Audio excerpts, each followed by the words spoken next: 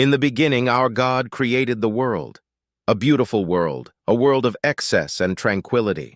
And when our God grew lonely, he populated his world with creatures, all of which he made in his own image, similar so none would feel disadvantaged in this world of endless grassy plains, timid rivers, and countless fruit-bearing trees.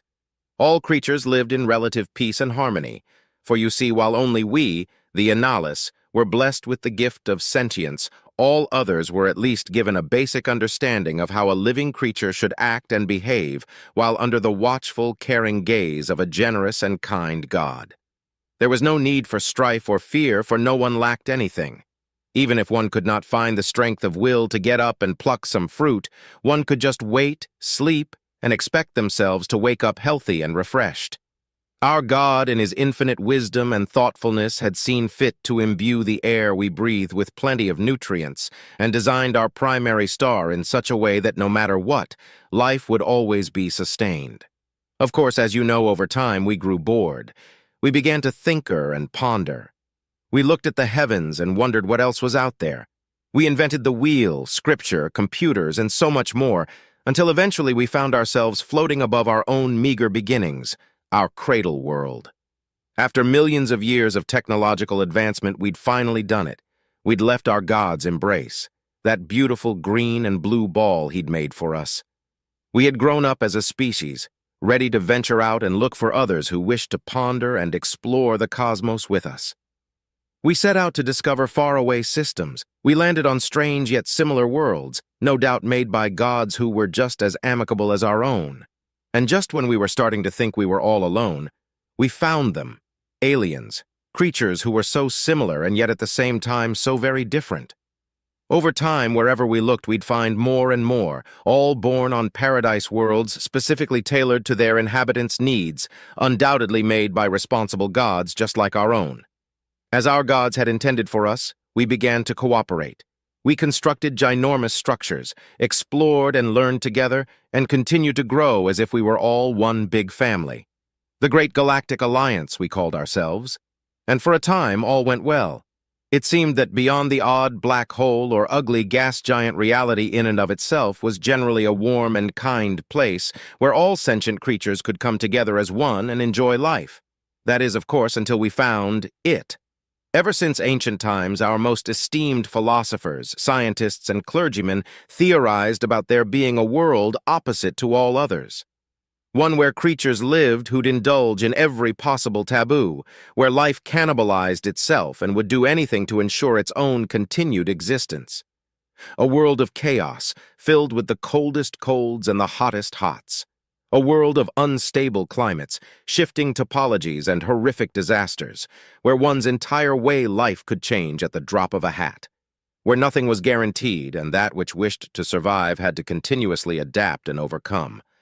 A world where only the strong survived and are forced to transform in accordance to the laws of this infernal place.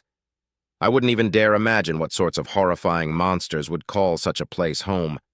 They'd undoubtedly be warped and twisted beyond mortal comprehension. Their very existence would breed terror and madness in the minds of the particularly innocent and weak-willed. Most of us assumed, or perhaps hoped, that such a world could not possibly exist, that it was just a scary yet interesting what-if scenario. We thought there couldn't possibly be a divine creature that harbored such malice, apathy, and warped sadism. We thought wrong. When the GA Gracefulness arrived at what we now call the Hela system, they imagined that they'd probably find a couple gas giants and a habitable world made by a good-aligned but otherwise lazy god. Unfortunately for them, nothing could have been further from the truth. We're not entirely sure what they witnessed, but not even 12 hours after arriving, they'd already activated every single emergency system several times and sped out of there as quickly as their hyperdrive would allow. Upon being rescued, the crew was given a full medical checkup and psychological evaluation. Most of them were panicked at best and near catatonic at worst. Whatever was out there, it had fractured their minds and would undoubtedly pose a threat to the entire galactic community if not taken care of quickly. And thus, without further ado, an exploration fleet was tasked with investigating said strange cosmic anomaly. I think we all deep down knew what was about to be revealed to the wider galaxy. We all just sort of prayed we were wrong. About 8 months later, the exploration fleet returned and our worst fears were confirmed. There it was, floating on the screen, a blue ball of death and chaos. GA-14, a world of death, inhabited by horrifying monster and twisted abominations. It looked like a malicious tumor on the canvas that is the universe.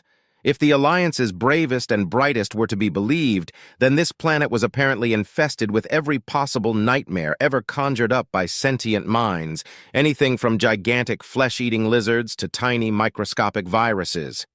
Even this world's flora had a penchant for death and destruction. There was no denying it, we'd finally found it. The world created by the goddess of the never-ending struggle and eternal misery. While all other divine beings aligned themselves with good and the light she cast of these weaknesses, she saw them and created a world of strife and destruction. Unfortunately, as we'd suspected, we couldn't keep things under wraps for long. When the news finally made its way to the public, most sane people were of course mortified and shocked, but as is often the case, the youths found themselves taking a less conventional stand. Many claimed to be bored with the current state of things and intrigued by this strange world of horrors and the creatures who live upon it. A sentiment proven and reinforced by the copious amounts of fringe literature and homemade movies said heathenish curiosity spawned. For a time, we tried to pretend it didn't exist in the hopes that it would just disappear from the public conscious. But alas, the longer we kept ignoring it, the longer its very existence kept gnawing at us. It's as if it was mocking us, taunting us into destroying it, and so eventually, we obliged. At first, we tried to simply freeze the hell world by blotting out the sun. We assumed that a prolonged ice age combined with lowering sea levels would wipe out most, if not all, creatures. But somehow life persisted.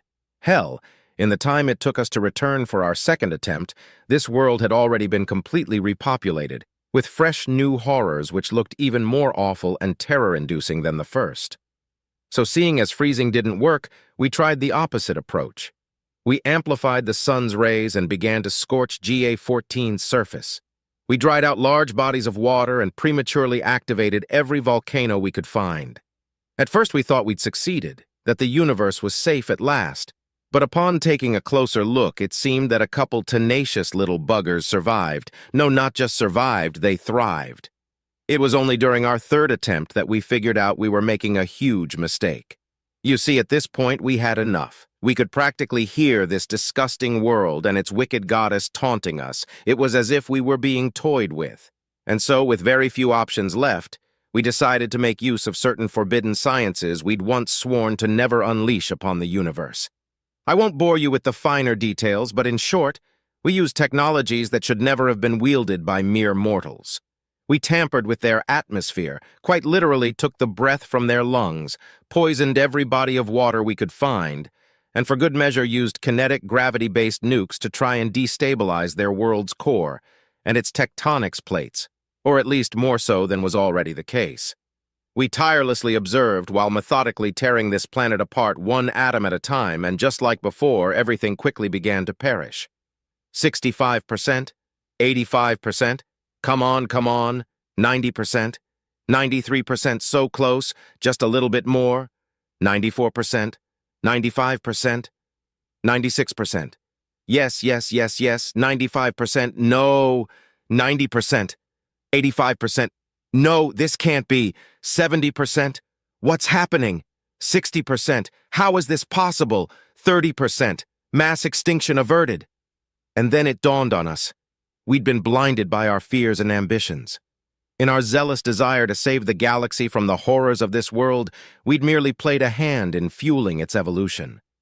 Only now did we realize that with every doomed attempt, we'd in fact helped the surviving creatures adapt and evolve rapidly. We'd greatly expedited what otherwise would have taken eons. We were doomed from the start. This world's wretched goddess had lured us into her trap and played us for a fool, hook, line, and sinker. It was at this point that many began to lose hope and desert our oh-so-noble cause. Some decided to simply break rank and escape the system, while others sought refuge from the despair-inducing reality we ourselves had created by fleeing into the merciful embrace of madness. There were even a few brave fools, bless their souls, who aimed their ships at the planet, turned on their engines, and with one last prayer, flung themselves at this world made of nightmares and hate in one last act of defiance in the face of such immeasurable evil. These three plans, as well as what would eventually be dubbed the sacrifices of the foolish and foolhardy, unfolded over the span of many generations, and after a brilliant scientist, my ancestor decided that enough was enough. Grand Vizier Atlanio of the great Inalis theocracy, with the help of the High Priest, managed to convince the High Council to attempt to destroy the world of the Dark Goddess one last time. It was a genius plan, no doubt conceived through a sizable helping of divine inspiration. He theorized that there was only one way to truly destroy an entire world, by hitting it with another world. Of course, as we all know, using a piece of the great divine creation as a weapon is considered blasphemy of the highest order, which is why he opted for something similar, something world-adjacent, so to speak. And so for our last attempt at stamping out this wretched scourge, this disease upon the galaxy, our ancestors flung the largest asteroid they could find, imbued with divine energy, at the domain of the Dark Goddess. And just like that, it was done. We'd been victorious at last. Surely we needn't have checked whether anything had survived. That would have been preposterous, after all. Instead of facts that can be proven wrong or inventions that break, we had, and will always have, something much more potent: faith. Faith in ourselves, faith in our gods, and faith that tells us that good will always prevail over evil. And as we held faith and observed the surface of this now death and desolate rock from the comfort of our home systems, we could finally determine once and for all that the universe had been saved at last. Or at least that's what we thought, until one of the surveillance drones that the GA Gracefulness had left behind suddenly began to transmit data back to its home system. Apparently something, or rather someone, had initiated its first contact protocol. This had to be some sort of twisted joke. This simply couldn't be true. As much as we didn't want to believe it, the truth simply couldn't be denied. About 37 hours ago, surveillance drone GAG, G14395105, detected the presence of a rudimentary spacecraft leaving planet GA14, thematically named after the dark goddess that supposedly molded and crafted said world. While our first attempts at wiping out these monsters had resulted in them adapting to said cataclysms, it seems that our latest failure resulted in them adapting not to our technology, but our minds instead. This accursed world had finally seen fit to birth creatures that could rival our intelligence and ingenuity with cunning and deceit. And now, they finally managed to escape their goddess's suffocating embrace. Like the disease they are, they could finally spread themselves among the stars, and soon they would reach us. May the gods help us all. The discovery that Gaia's children had been blessed with the gift of sapience had sent shockwaves rippling throughout the entire Gamma Quadrant.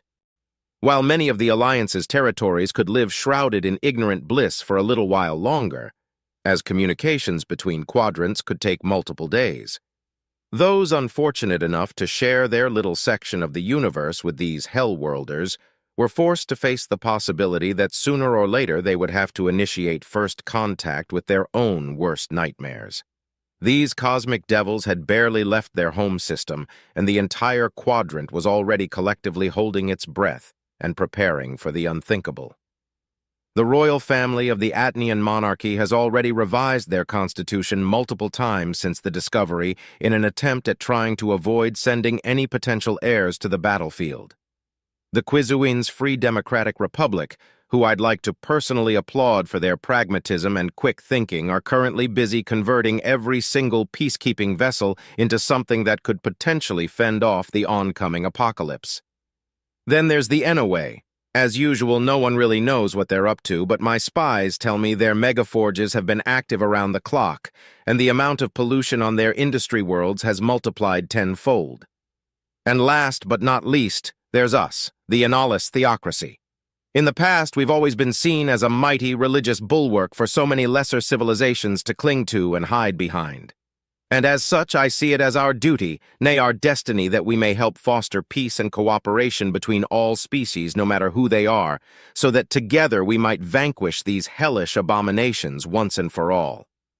It is to this extent that I, Grand Vizier Atleon, have decided to spearhead an initiative whereby I, the Grand Priest, and the other heads of state, we will gather on the GA Authoritative, one of our largest space stations, and discuss what is to be done about the newest threat knocking on the Alliance's door. With a bit of luck, we'll be able to pool our knowledge and experience together, as well as hopefully coordinate our actions in an attempt at driving these cosmic horrors back to where they came from. First and foremost, I would like to thank you all for coming. Ladies and gentlemen, I won't try to deny the severity of the situation, for as you already know, the galaxy is at the precipice of destruction. We may very well be facing the apocalypse as described in many of our sacred texts, a genuine biblical end of days, if you will. But do not despair, for as long as we, those appointed by the gods, draw breath, there is still hope. We still have divine providence on our side, and together we can fight off these monsters. Grand Vizier Atleon bellowed into his microphone as his fellow heads of state began to focus on the large orb embedded in the center of the council room, which came to life with a soft electronic hum. It opened up, and as if conjuring from thin air, it began to draw an unsettling image of some sort of bull-like abomination adorned in flames and smoke. This creature was covered in darkened scales, which seemed to crack and give way to fiery veins of smoldering magma, and its eyes burned bright with accursed hellfire. It was as if this creature had been spawned from fire and brimstone itself. Upon seeing this, all the council members, who at this point had been quietly murmuring and playing with their communicators, fell silent and started to pay attention. Senator Miss Sella even let out a muffled shriek before trying to make herself as small as possible. "Behold, a Gaian! Possibly!" The Grand Vizier yelled theatrically, knowing that he was going to have to use every trick in the book to get these reprobates to acknowledge his and his species' efforts. After all, while his kind held a lot of political and religious power, compared to the other species, they were fairly useless when it comes to combat. As you might suspect, it's pretty hard to win a fight when your entire body freezes in place at the first sign of danger. A somewhat peculiar gift they had been blessed with thanks to their deity being the god of tranquility and patience. You see, it's been about 68 hours since the Ark of Horrors was spotted, and so in preparation, I've tasked some of the theocracy's finest scientists, psychics, and analysts with studying whatever footage and research we still have left on our soon-to-be enemies. And so as you might have already suspected, what you see here is Begone, demon! Do not torture me any longer with your hideous appearance, King Hirunus commanded, while plucking a handful of shiny religious artifacts from his person and dramatically jingling them at the hologram. As I was saying, the Grand Vizier remarked, clearly annoyed by the pedantic child monarch's actions. In the interest of preparing ourselves and our peoples for this oncoming storm, I would like to share with you every other potential form these creatures might have evolved into, as well as some of said forms' accompanying characteristics.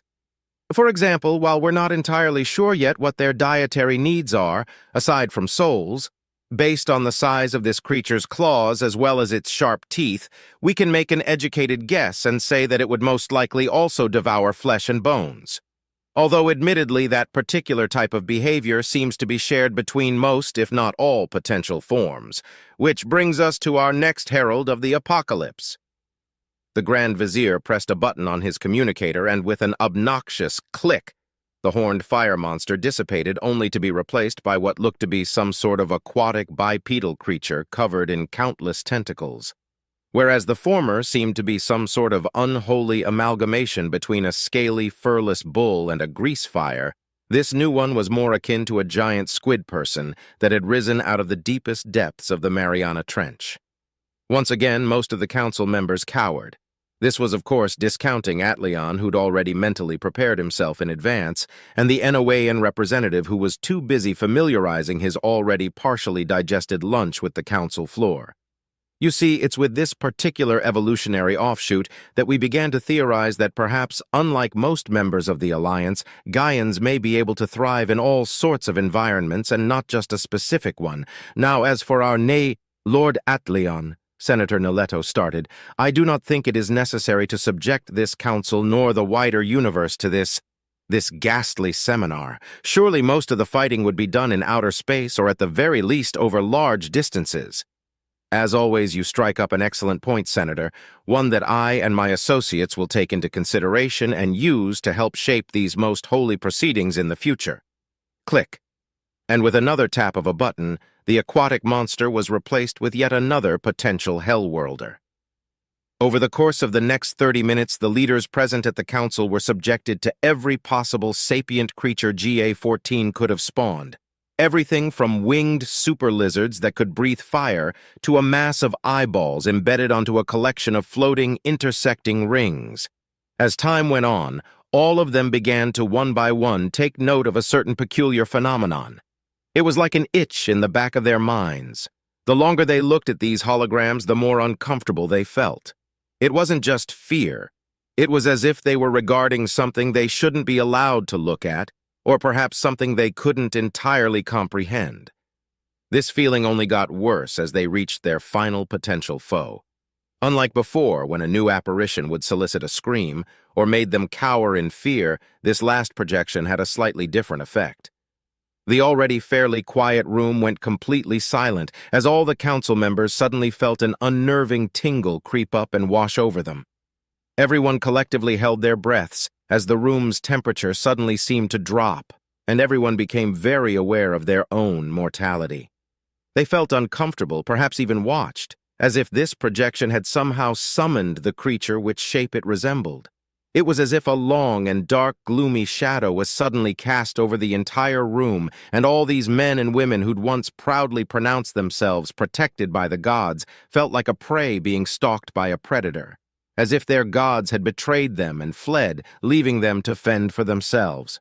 Like all the other horrors before, this one looked creepy, unnatural, and positively horrifying, but there was more to it than that. This thing. It had some kind of alluring mystique. There wasn't just fear there, it was also, well, a little exciting, like a kid feeling giddy about doing something they weren't supposed to. This made it so that while every fiber of their being told them to look away, that this thing was pure evil and would corrupt them, somehow they couldn't. They had stared into the abyss, and now it was staring back at them. Like many before, this was yet another biped. It had 2 front-facing eyes, a patch of hair on top of its head, and 4 primary limbs with which it could grasp, fight, and/or flight. It was presumably only slightly larger than the galactic average, and didn't sport any natural weapons that were immediately obvious, aside from perhaps their sturdy endoskeleton and noticeable muscle mass. Of course, this no doubt would bolster the belief that Gaians most likely used their cunning in tandem with latent psychic powers to survive, and perhaps even claim dominion of a small piece of their homeworld. Minutes passed by as the council members felt their sanity slowly slip away while trying to wrestle themselves free from this abomination's alluring visage. In the end, it was Etal, the Enowean representative, who managed to reach for his blaster and with one precise shot ended the presentation. "Everyone all right? Everyone still has their soul?" "Hiruna's?" the young monarch asked before softly mumbling a prayer. I think that's about enough for today. Let's just wrap things up and continue tomorrow," the Grand Vizier said before turning to the staff present in the council room and impressing upon them his desire to keep everything they'd seen just now a secret. His men had informed him that some of these renders, and especially the last one, might have adverse effects on people's psyche, but he'd never expected anything like this. Great. Yet another problem to tackle in the near future, as if I didn't have my hands full already, he thought to himself. And just like that, everyone left. No one complained or retorted. After all, it seemed that trying to peer past the veil and at these Gaians had taken a toll on the esteemed leaders of the quadrant. They were all pretty shaken up and battered emotionally. More than anything, they just wanted to retreat back to their rooms and for at least a little while pretend that none of this had ever happened. Later that evening, Grand Vizier Atleon would find himself sitting behind his study desk, reassessing the day's proceedings.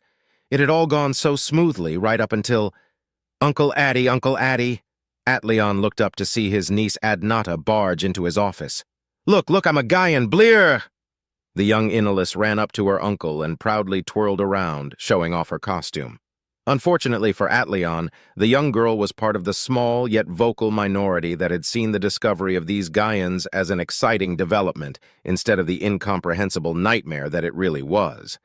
Which is why Adnata had sought fit to, once again, glue a couple of homemade tentacles to her fluffy wool, donned a pair of fake horns and fangs before seeking out her favorite uncle. "That looks great, sweetie, but I'm afraid I'm a little busy at the—" "And?" she interrupted him. And what?" he asked. "And well, do I look like them? Like a Gaian?" Oh well, you see, we're not exactly sure yet. Look, we're trying our best. Okay, just let Uncle Addy sort this stuff out, and when I'm done, I'll come and visit you and show you some of the stuff the lab coats have been working on. All right? I promise this won't take long." "All right, promise. But you better not forget like last time," she said before leaving just as hastily as she'd arrived. As soon as she left, Atleon let out a deep sigh, his facial features hardened into a pensive stare tinted with sadness, aimed at an old family picture on the far left corner of his desk. "I'm not sure what frightens me more, brother. The fact that she too has found herself mesmerized by that cursed planet, or that with each passing day she reminds me more and more of you."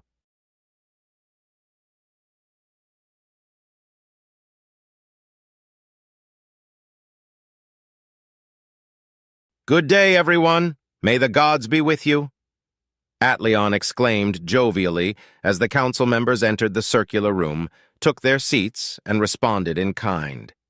It seemed that all of them had returned aside from the young monarch who had sought fit to send a doppelganger in his stead. Such hubris, thinking sly old Atleon wouldn't notice. Then again, maybe it would have worked if said doppelganger hadn't been at least 10 years the child king's senior. Perhaps he should confront him about his absence later. Regardless, there's no use in pondering such trivial matters right now, for it seems that the Enowayan representative has something he'd like to share with the council. At which point, the teddy bear-like alien turned on his podium's microphone and began to address the room. Just as the Inalus have managed to make some potentially accurate predictions regarding the nature of these Gaians, we too have taken the initiative to try and uncover their secrets, although having said that, I must admit that we haven't been nearly as successful yet. You see, the discovery of these Hellworlders has given us the rare opportunity to field test a new type of ship, one we've equipped with several exciting new modules, some of which allow us to study their planet and listen in on their radio communications from a relatively safe distance, as opposed to older, cruder, and not to mention more easily detectable methods. In that case, am I correct in assuming that you've already learned something interesting you'd like to share with the class?" Atleon curiously asked, to which the Enowayan hesitantly nodded in response. "You see, we've been running their communications through various translation algorithms, but something doesn't seem quite right. So far, we haven't been able to make much progress at all. It's like their language keeps changing with every message we intercept. Even our most esteemed linguists just can't seem to make heads or tails of it. According to them, their language is a total mess and horribly inconstant. One second it sounds like a tranquil river that smoothly courses past their lips, and another it's more akin to a roaring fire being spat out." "My God!" the Hiruna's lookalike chimes in. "Don't you see? They've somehow figured out that you've been spying on them and are now modifying their language accordingly. They're even more cunning than we thought." At which point the entire council room bursts into a panic. "Oh gods, they probably already know where we are!" one of the mushroom-like senators yells out before bursting into tears, which is followed by the Enowayan representative who once again refuses to keep down his breakfast. In the meantime, the supposed king's entourage protectively surround their fake monarch while Atleon freezes in place. Being the cunning politician that he is, Alteon made sure to try and keep his expression neutral. Even if the rest of his body succumbed to his species' fear response, he could still trick the others into thinking he'd remained calm and collected, while they were busy despairing and wallowing in self-pity. "Esteemed members of the council, please calm down," Atleon exclaimed as soon as he started to regain control of his body again. "This is exactly what they want us to think. That is, if they're all that interested in finding us in the first place. Keep in mind, the last attack on their planet was executed millions of years ago. We're not even sure whether they're specifically looking for revenge or set on mindlessly spreading their corruption. Therefore, I propose that as long as they don't venture out of their system, we bide our time, gather resources, and stay the hell away until we've got the entire galaxy united and armed to the teeth. Yeah, about that, the Enowayan interjected. You know how we just mentioned that we were spying on their homeworld from a relatively safe distance, he said while emphasizing the word relatively. Define, stay the hell away from. The Grand Vizier rested his face in his hands while letting out a loud, drawn-out sigh. All right, how close? About 2 light years, more or less, the Enowayan responded. From their system? Their planet. Ah, shit, Atleon muttered softly under his breath. While under normal circumstances, 2 light years would have been more than acceptable, considering the nature of the looming threat, he wasn't sure whether it was worth the risk. Sure, they'd be able to learn a lot, but if caught, these Gaians would probably use torture, assimilation, or manage to somehow physically extract whatever information they needed out of the crew, at which point they'd know exactly where to come and look for the rest of the civilized universe. No, we can't gamble away our people's lives like this. We aren't like those monsters, we're civilized. Once the council meeting has concluded, I'll be sure to privately confront the Enowayan on the matter and discourage the continuation of said mission. Gods, I'm such an idiot. Reika let out a sigh before slumping forwards onto her desk. There she was, on a Spectre-class recon vessel, the newest, most advanced recon ship the Enowayan Confederacy has ever produced. Or so they'd claimed. She couldn't believe she'd actually taken the job. They lured her in with false promises of excitement, honor, and recognition, but in reality, all it had been was equal parts dull boredom and nervous fright. On one hand, she was stuck in a cloaked ship in the middle of cousin-fuck nowhere, while on the other, as the ship's resident xenologist, she was tasked with studying all she could about these Gaians, which, combined with her proximity to their homeworld, made her deeply afraid. What's more, it appears that the threat these creatures pose may have been somewhat understated. After all, it seems they're already in the middle of spreading their infernal corruption. As everyone knows, only the gods can create and shape worlds. For anyone else to try and simulate their divine craftsmanship was heresy of the highest order. Back home, the insinuation alone would be fought with ridicule and condescension. And yet there they were, building domed settlements on that red barren hellscape. Based on some of our sensors' readings, it appears that they were slowly assimilating it and turning it into yet another world for their dark goddess. Gods, will this be the fate of the entire galaxy if we don't stop them? Will all our cradle worlds get corrupted and turned into more Gaian hive worlds? The thought alone made her shudder and wince. No, I can't let them get into my head like that. The entire universe may be at stake. I should focus and finish my report as soon as possible. The rate at which they're expanding and advancing technologically may be way beyond our initial predictions. I have to send my findings to the council as soon as possible. She suddenly got interrupted by what had to be the vile machinations of the dark goddess. Out of nowhere and without warning, the lights turned off, followed by various shrieks and cries for help reverberating from deeper within the ship. "Oh, gods, what is it now?" she asked, with annoyed frustration tinging her voice. The Enowayan made her way to the hall where she was confronted by a small contingent of engineers, one of which was now shining a flashlight right into her face. "Ma'am, please stay in your room. There's been a problem with the ship's power supply. Don't worry, it's nothing major, but due to the curious nature of the issue, it might take a couple minutes for the backup reactor to turn on." The lead engineer informed her before he and his team took off again. Reika wanted to trust the engineer's words. This was most likely just a small issue stemming from the fact that the Confederacy had hurriedly slapped together various experimental systems onto a recon vessel with very little regard for power management protocols. Taking into account the threat these Gaians could pose, such a theory seemed fairly reasonable. But what if that wasn't the case? What if, just like with the extermination fleets, Gaia had lured us here, and now that we're in her sphere of influence, she'd no longer let us go? No, I can't think like that, she chastised herself. Falling into despair like that won't solve anything. I'm sure that an automatic distress call has already, oh no. A certain realization hit her like a bus. Whenever an Alliance vessel has a major systems malfunction, like, for example, a power outage, an automatic distress call will be sent out, a distress call that's easy to detect and powerful enough to reach civilized space. Of course, what the designers of said safety protocol hadn't taken into account was the potential proximity of a reality-ending scourge of hyper-adaptive, voracious horrors who might actually be able to pick up on said signal. Gods, what should I do? What can I do? What if they actually manage to reach us? Would they simply eat us, suck out our souls? What if they can assimilate us somehow, or instead use us to find our home systems? Intelligence-wise, they're supposedly on par with the rest of the universe after all.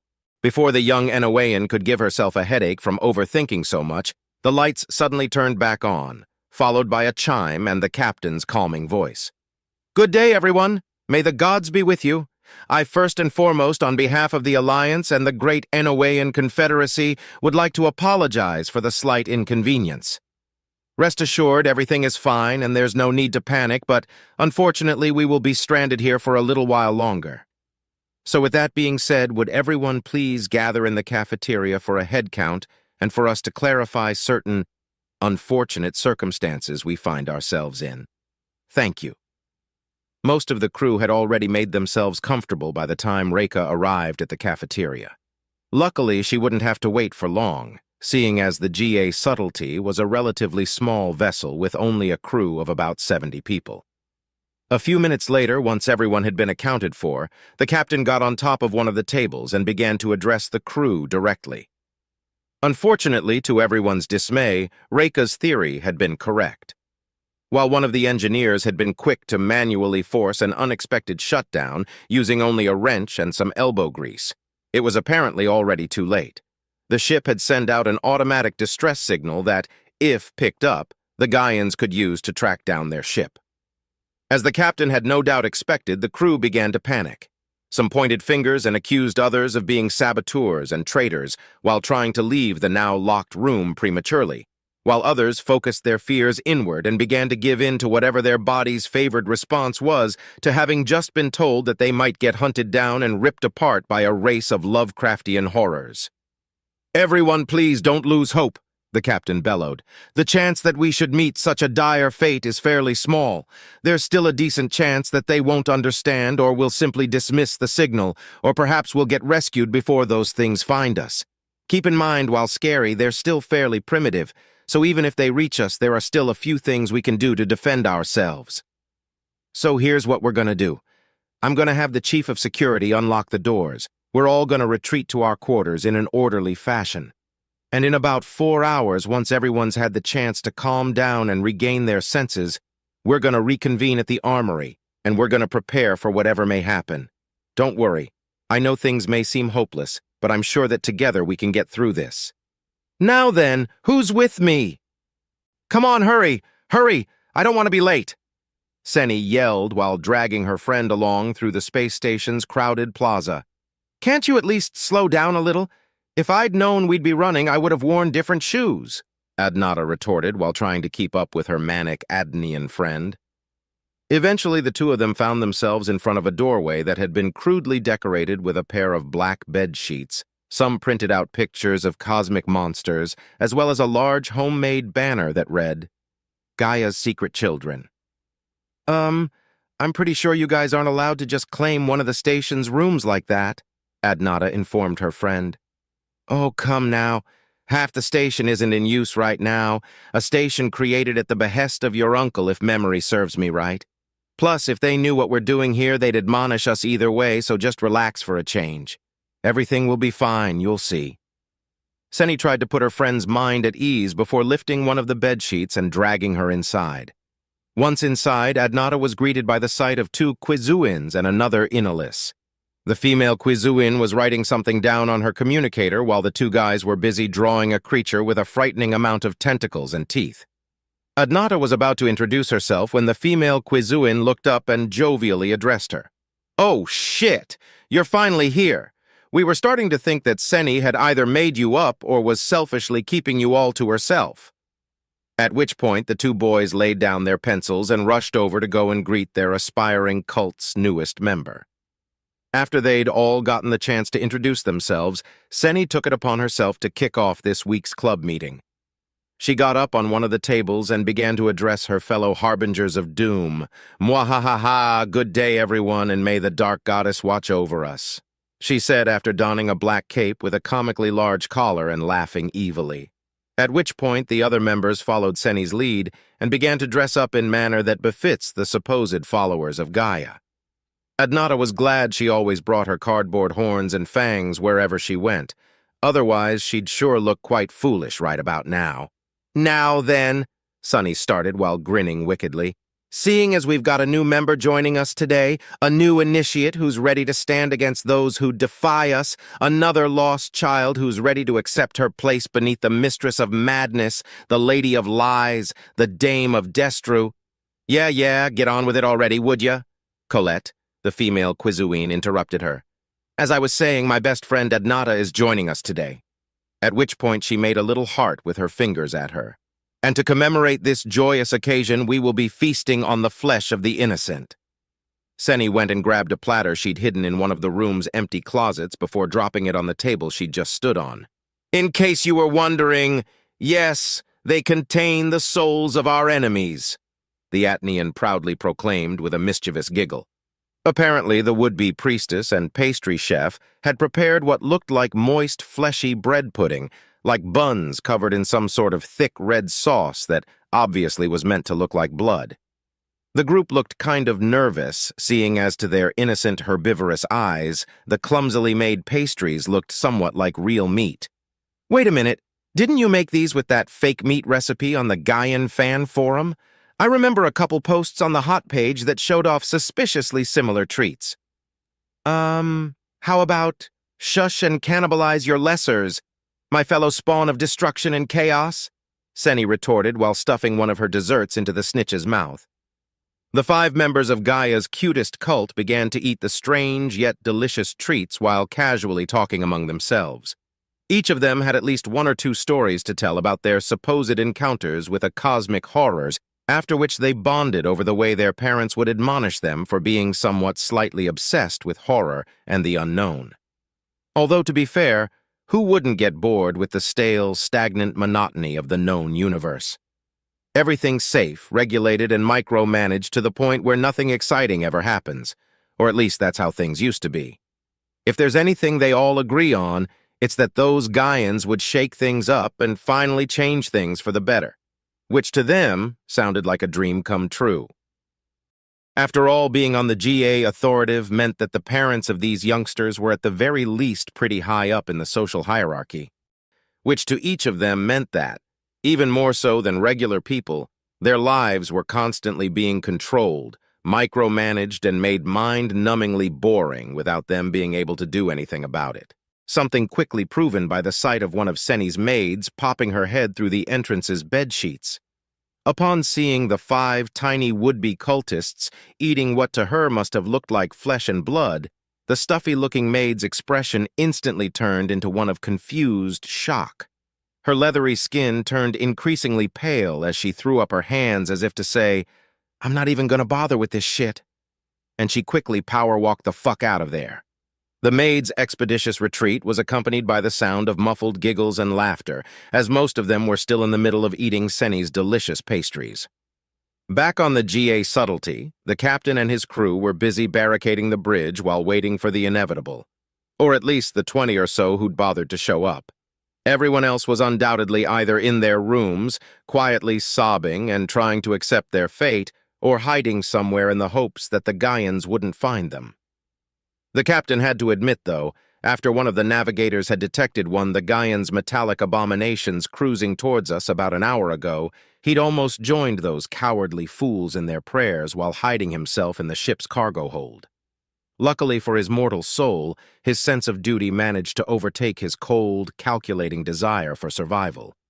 Even if his resolve had almost slipped, at least he wasn't one of the few sniveling traitors who'd instead decided to try and appease those abominations by praying to them and their petty excuse for a deity.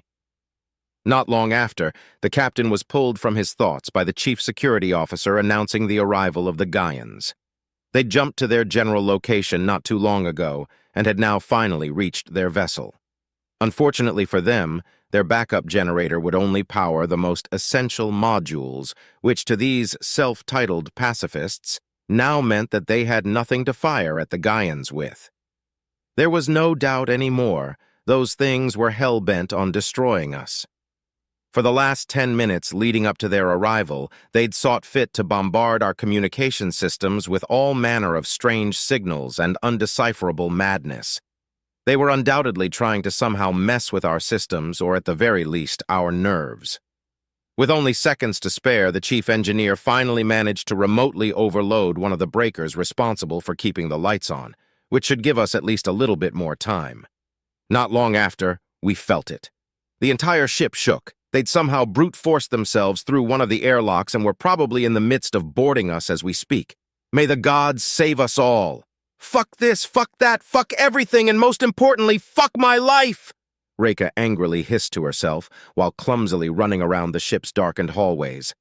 Her indecisiveness had caused her to waste too much time looking for a suitable hiding spot, and now with no time left and the lights out, once again, she was forced to wander around looking for literally any place to hide. Eventually, she ended up wandering into the medbay just in time, as at the end of the hallway she could hear someone violently tearing open the doors to the medical ward. Hello? Anyone there? We picked up your distress signal. Is everything okay? Reka nearly let out a scream as the cosmic entity's growls and grunts confirmed her worst fears, as well as re-emphasized how close she was to dying a horrific death, or worse. No doubt it was taunting and ridiculing her with what soon would be her fate, in the hopes she'd somehow understand its incomprehensible language. She quickly hid in one of the closets but left it slightly ajar. If she was about to die anyways, she at least wanted to know what this supposed harbinger of doom looked like. Of course, fate had sought fit to screw her over yet again, as the Gaian had apparently donned some sort of combat armor that covered its entire body. It was completely white sleek, and based on the sound of its footsteps, she guessed it was fairly heavy, even though the Gaian was walking around as if it weighed nothing. "Please don't find me, please don't find me," she softly prayed to herself while trying not to burst out in tears. It was slowly getting closer. Any second now it would open the closet doors and do unspeakable things to her. "Fuck it!" She couldn't take it anymore. She yelled before bursting out of her hiding spot like a space bat out of space hell.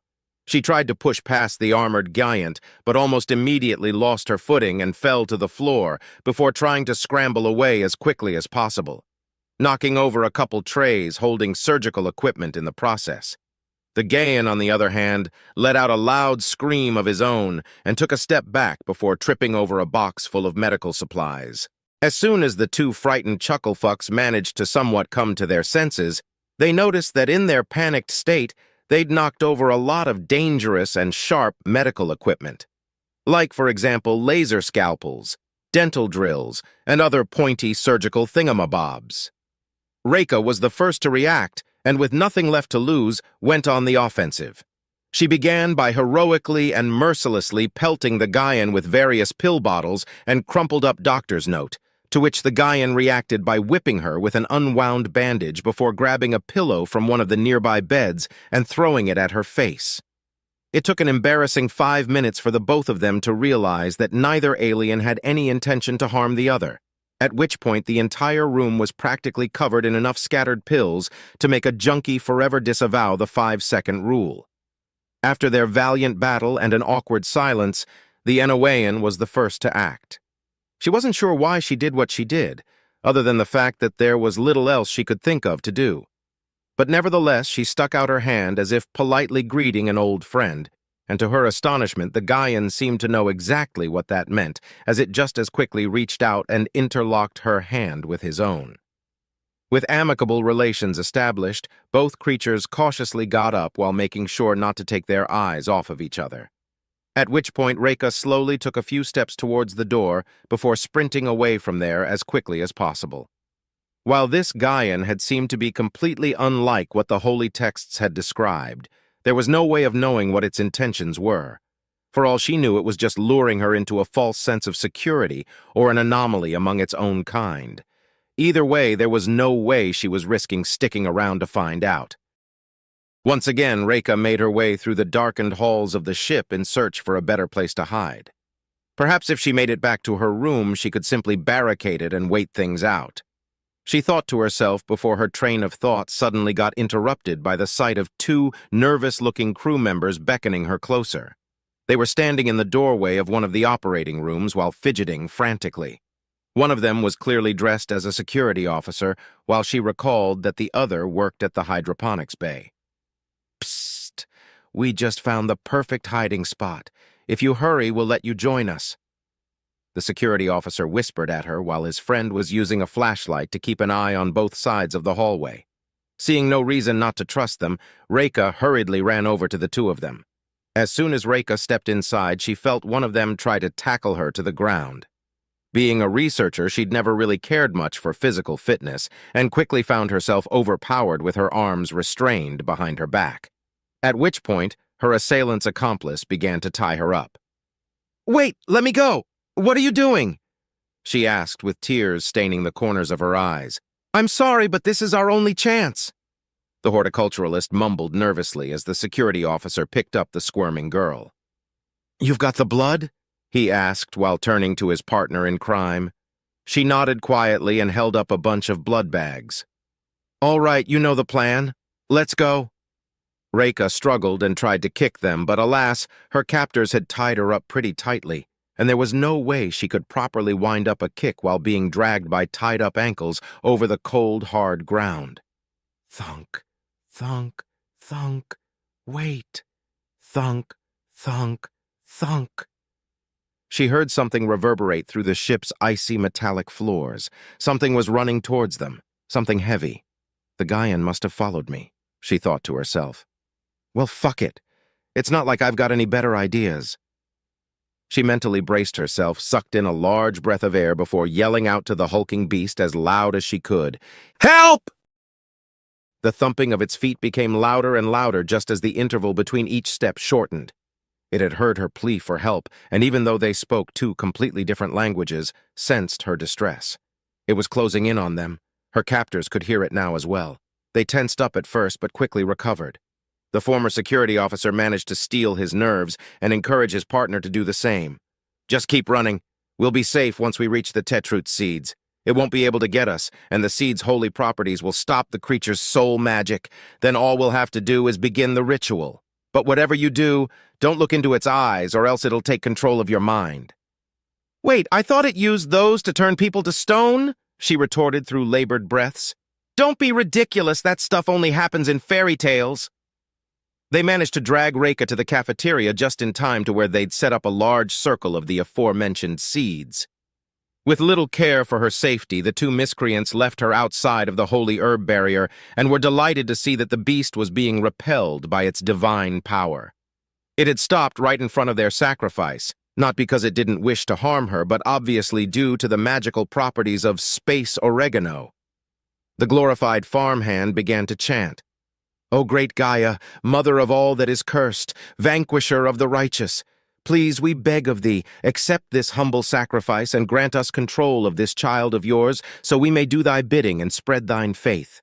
All we ask in return is to be spared. And maybe some cool Gaian powers," the former security officer added as the two of them began to one by one open up the blood bags before throwing them at their unwilling sacrifice, covering her in blood. Reika was shuddering and shaking heavily, but right as the two would-be cultists were opening another bag, the hulking monstrosity cut them off by walking straight through their holy barrier. I don't think it worked," the former horticulturalist, now self-taught detective whispered to her friend. At which point, each of them turned pale and took a frightened step back before attempting to run away. But as luck would have it, among a couple other things, Gaians are blessed with a keen regard for rules and regulations, whenever it suits their needs, of course.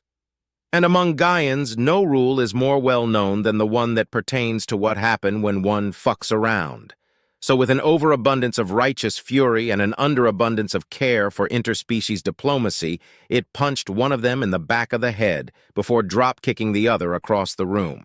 Actually, no. Scratch that. The most well-known rule is obviously the 34th. But after careful consideration and the sight of the three oddly proportioned Care Bears covered in what must have been liters of blood, he thought less of it. With the two would-be cultists taken care of and his adventurous spirit adequately dampened, the large armored alien took hold of a now drenched and shaking Reka before Princess carrying her to safety. Back on the bridge, the captain and his 20 bravest crew members were anxiously going through the ship's live security feed. On one hand, they were hoping that the Gaians wouldn't find and butcher too many of their colleagues, and on the other, they had to admit that they were kind of curious as to what these creatures looked and behaved like. Luckily, to their relief, it appeared that most encounters between Enowayan and cosmic horror ended without any bloodshed. Sometimes a Gaian would be seen hurriedly walking up to an Enowayan before frantically caressing the top of its fuzzy head, obviously in order to judge the quality of its fur and whether it could make a nice coat out of it. While other times a Gaian might let out some sort of loud war shriek before running away, no doubt to gather its packmates. Then again, perhaps its predator honor simply wouldn't accept an easy hunt. On other occasions, humans could be seen whipping out strange electronic devices before menacingly aiming them their mortified victims. We assumed that these were some kind of barbaric projectile launchers. But upon further inspection, it seemed that said devices were merely meant for visual research gathering. In other words, they were taking pictures, goddamn pictures. "What the hell world is wrong with these Gaians?" the captain bellowed. "What kind of trickery is his? Why do they keep toying with us? Are they going to kill us or what? Is this all just a game to them?" The same events kept repeating itself throughout the following hour. Gaians and Enowayans would encounter one another, shenanigans ensue, followed by the captain, and to a lesser extent the crew members who decided to follow him, getting more and more anxious at the cosmic horror's pacifistic charade. Even those who'd accepted their fate and walked up to the creatures, or God forbid fell to their knees in front of them, were spared, at times even given a head pat. Oh God, what if they're trying to invade our minds? What if they're waiting for the opportune time to strike? What if they're somehow slowly sucking out our souls simply by being on our ship? The Enowayans yelled in turn as they tried to figure out what the hell was going on. What if they're here to have their way with us and implant us with their eggs? One of the otherwise quiet engineers theorized a little bit too loudly, to which the rest of the crew took a generous step away from him, after which they glared at him judgingly. Of course, it didn't help our potential pervert's case that he seemed to have also forgotten to load his photon rifle. "Just a theory," Private Galluth mumbled quietly while dejectedly drooping his head and shoulders as an intense feeling of shame and regret washed over him.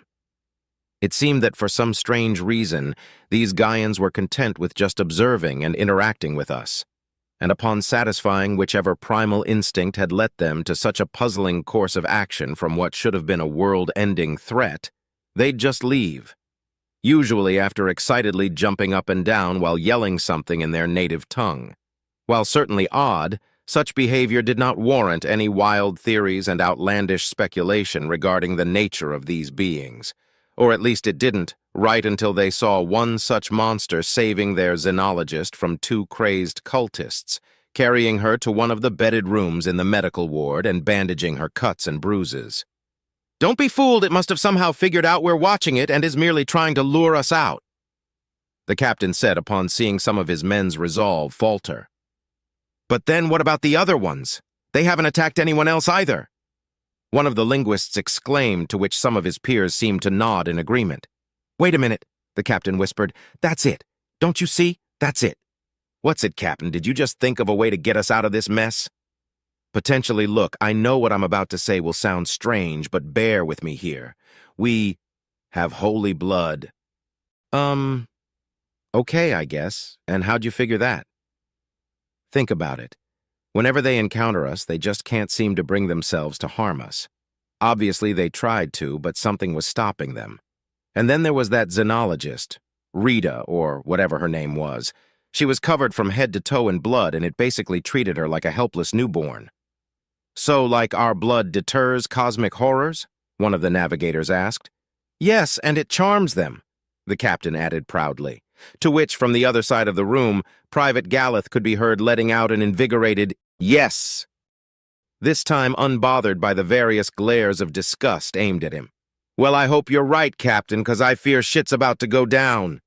One of the engineers remarked as the large monitor revealed how 3 armored Gaians were heading towards the bridge.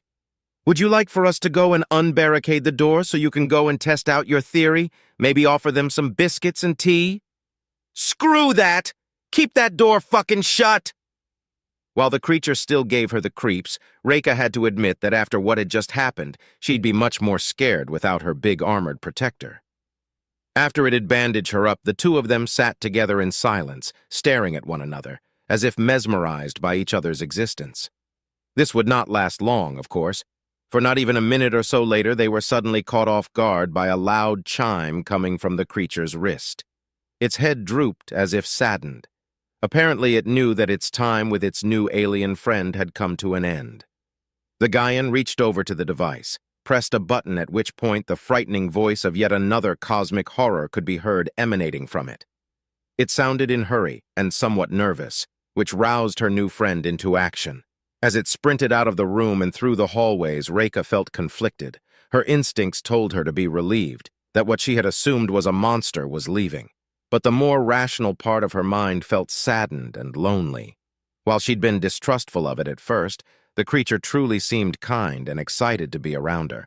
It hadn't shown the slightest bit of hostility, or well, it didn't right until those morons tried to kidnap her. Surely a truly wicked creature wouldn't be able to put up such a convincing performance without slipping up even once, right? The dark goddess was cunning, but surely not that patient. Ugh, screw it! She exclaimed with a loud, drawn-out sigh before heading off in the direction the creature had gone into. Almost precisely at what most species on the GA authoritative considered to be midnight, an automated distress signal followed by a less automated, way more distress signal had been intercepted by one of the frontier worlds and was subsequently forwarded to the quadrant's official base of operations, which of course meant that all the council members had to be roused from their sleep and escorted to the council room as quickly as possible. This, as you might expect, led to certain interesting developments. For one, either Atlian was seeing double or both the Atnian monarch as well as his body double had arrived at the meeting, not knowing that the other would attend as well. Of course, the young monarch had a simple explanation, for you see this look-alike was merely an evil clone, who, as evil clones are often known to do, immediately agreed with his accuser, called himself a dastardly rascal before letting himself get handcuffed and carried out of the room. Atlian had almost found it funny if not for a third Hirunas to walk in not 2 minutes later.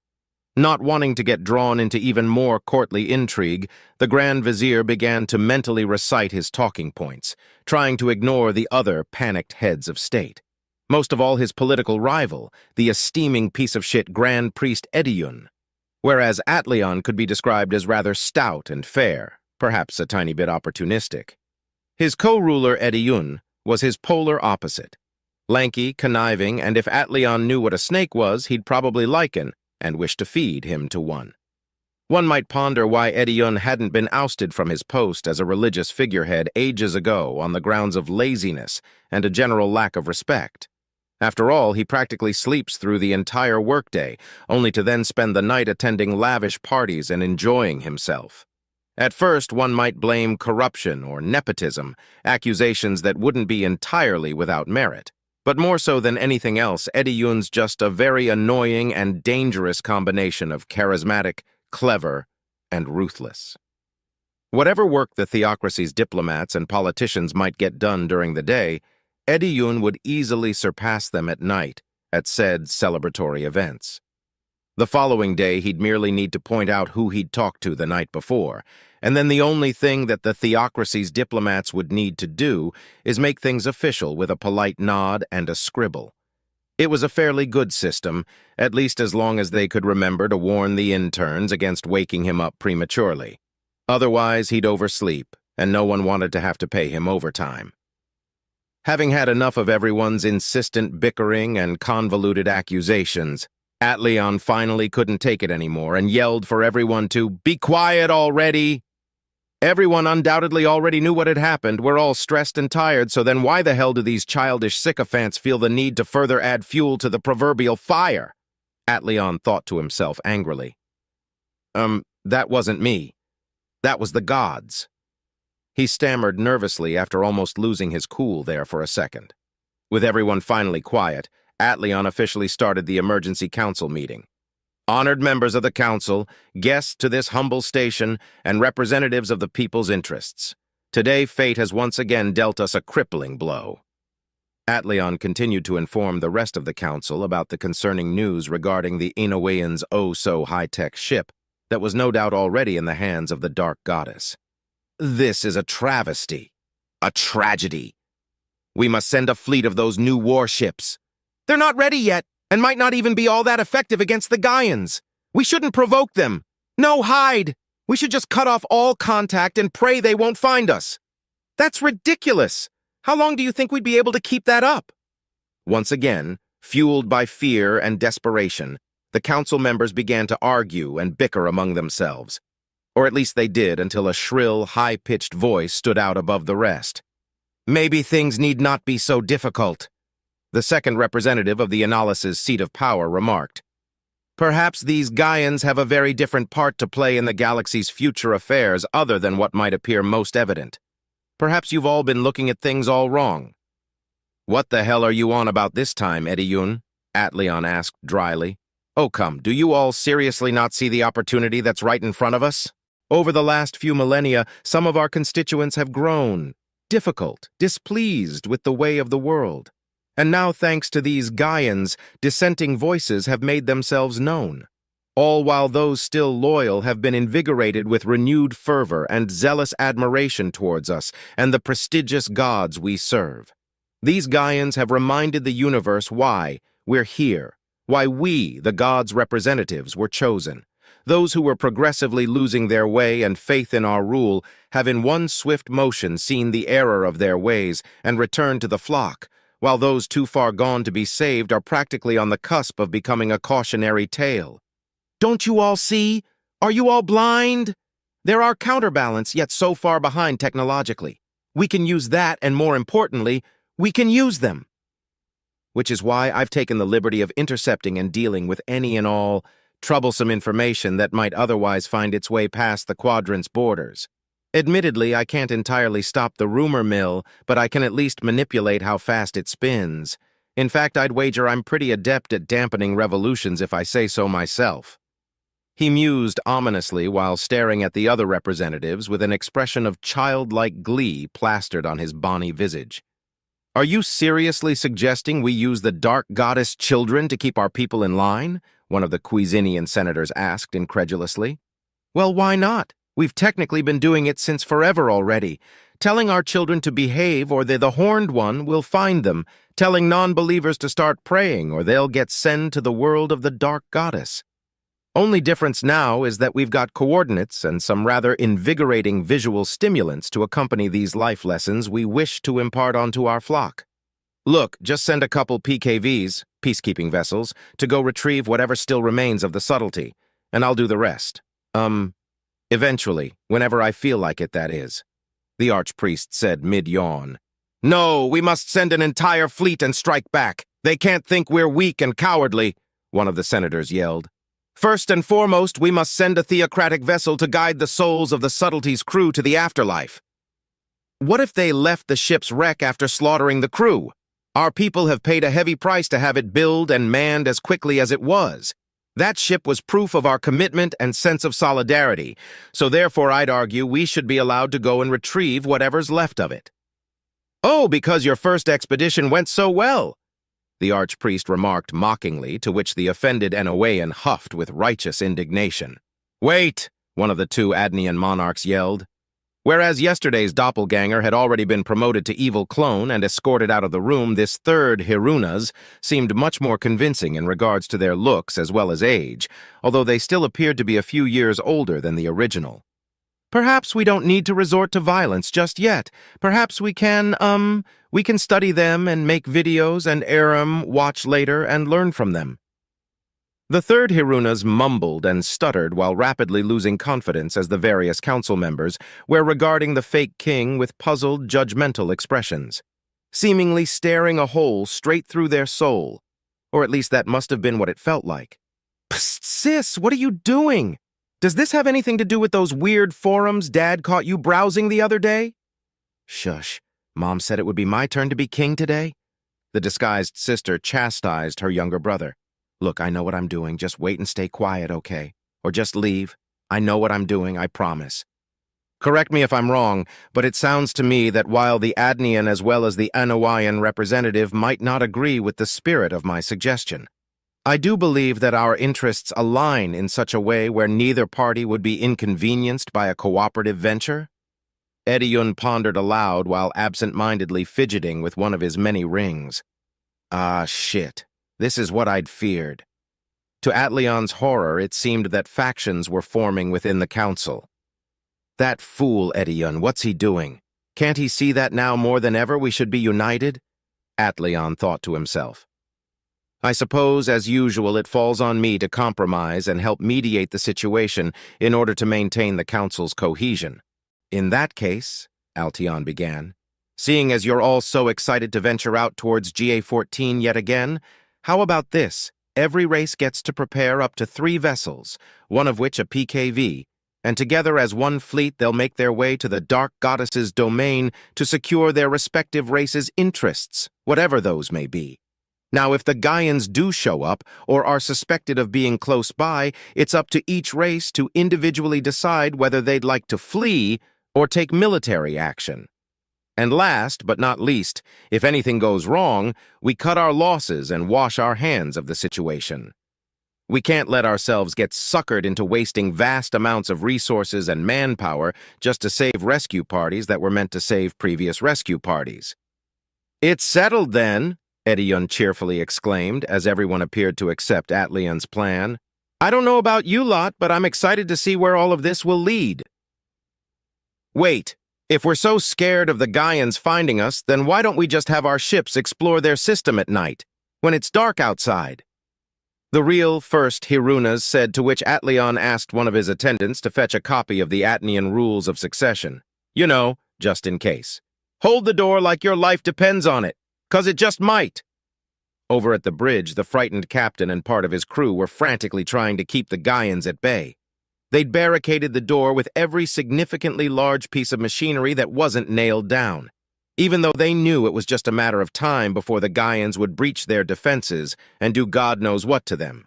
It didn't matter what the security feed had shown them. These Gaians sounded much scarier and more feral in person.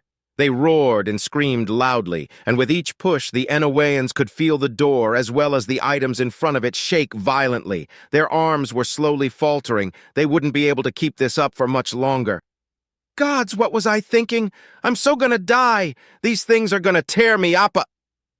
Galeth's train of thought stopped dead in its tracks. His stomach dropped. He couldn't breathe, and it suddenly felt as if liquid nitrogen was coursing through his veins. He heard something move above them. He was sure of it. Something was trying to get in via an alternative route, and it was fast. That was it. Galeth wanted to leave, to go back to his home, back to his mom. Considering their current predicament, a sentiment no doubt shared by the captain and the rest of the crew. After all, word around the ship was Galeth's mom was a fine lady and an even finer interior decorator. Son, if you don't start pushing again, I'm gonna have to start pushing my And then the captain froze as well. They'd all heard it now. A loud growl followed by almost equally loud, hollow thumping noises that were moving towards them. As if on cue, they all looked at the security monitor, which showed that only 2 Gaians were still pushing against the door, while the third was missing. Not for long, though, as upon following the continued rumbling sound emanating from above them, their eyes eventually came to a halt when said sounds brought attention to a rather large air vent overlooking the entire room. At which point anyone with a keen interest in spaceship air circulation protocols must have realized that a light shimmer emanating from a predator's steely gaze and a mouth full of sharp white teeth were never part of that particular vent's initial design. Contractors can be really difficult about that sort of thing after all. They're in the walls! Fucking run! Clark was pretty sure he was dreaming at this point. Only a couple of hours ago, he'd just been performing his duties as a humble cleanliness engineer, scrubbing the floors, cleaning the toilets, the whole shebang. And now, he'd just had a pillow fight with an off-color Ewok, only to then beat up 2 more for bullying the first one he'd met. Admittedly, it hadn't been the first time he'd drop-kicked a Care Bear, but at least this time he'd had a good enough excuse. After intercepting the distress signal, they were only supposed to check if anyone on board needed help, as well as figure out which government they'd have to inform, and perhaps taunt a diplomatically acceptable amount. But now Clark feared he may have complicated things a little bit by potentially mucking up a first contact scenario. One might argue that beating up 2 out of 3 aliens might have set a bad precedent. Then again, perhaps it wouldn't be too bad of an idea for humanity to not set the bar too high for themselves. At least the one he saved seemed amicable enough, if perhaps a little strange. Truthfully, Clark was secretly hoping everyone else was faring about as well as he was in regards to interacting with these creatures. That way he wouldn't have to feel too bad about choosing violence so recklessly. Hell, he might actually get his wish fulfilled. Stella had just contacted him regarding a certain kerfuffle going down at where they'd assumed the bridge was. He would have loved to stay with his new alien friend, but unfortunately Stella could get unpleasant when people tried to tactically evade her too often. And so, with a deep sigh and after rubbing the sleep out of his eyes, he got up, waved his new friend goodbye, and headed out to go do his job. Cleaning up other people's messes.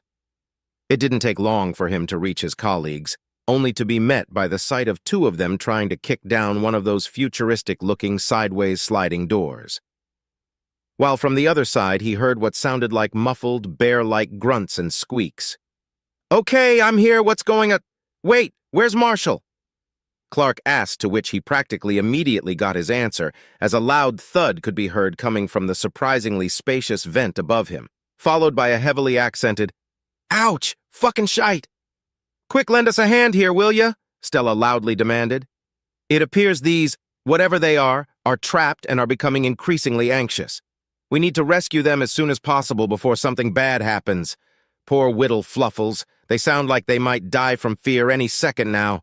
Don't worry, darlings, Mama's comin'," she roared before kicking the door as hard as she could. "As you've no doubt noticed, we've already sent our resident doctor and disappointed father figure into the vents to try and unlock it from the other side." Stella informed him with a surprisingly calm tone of voice and composed demeanor, which after her previous outburst made Clark's head spin. Should I be worried?" he asked while standing behind some debris and keeping reasonable distance between himself and his friends, who management had dubbed the uninsurables. "Nah, not really. They seem very sturdy and probably haven't seen that much wear and tear yet anyways." "I meant Marshall," Clark annoyedly added. "That's our Stella, all right. More concerned about the ship she's on than her own colleagues.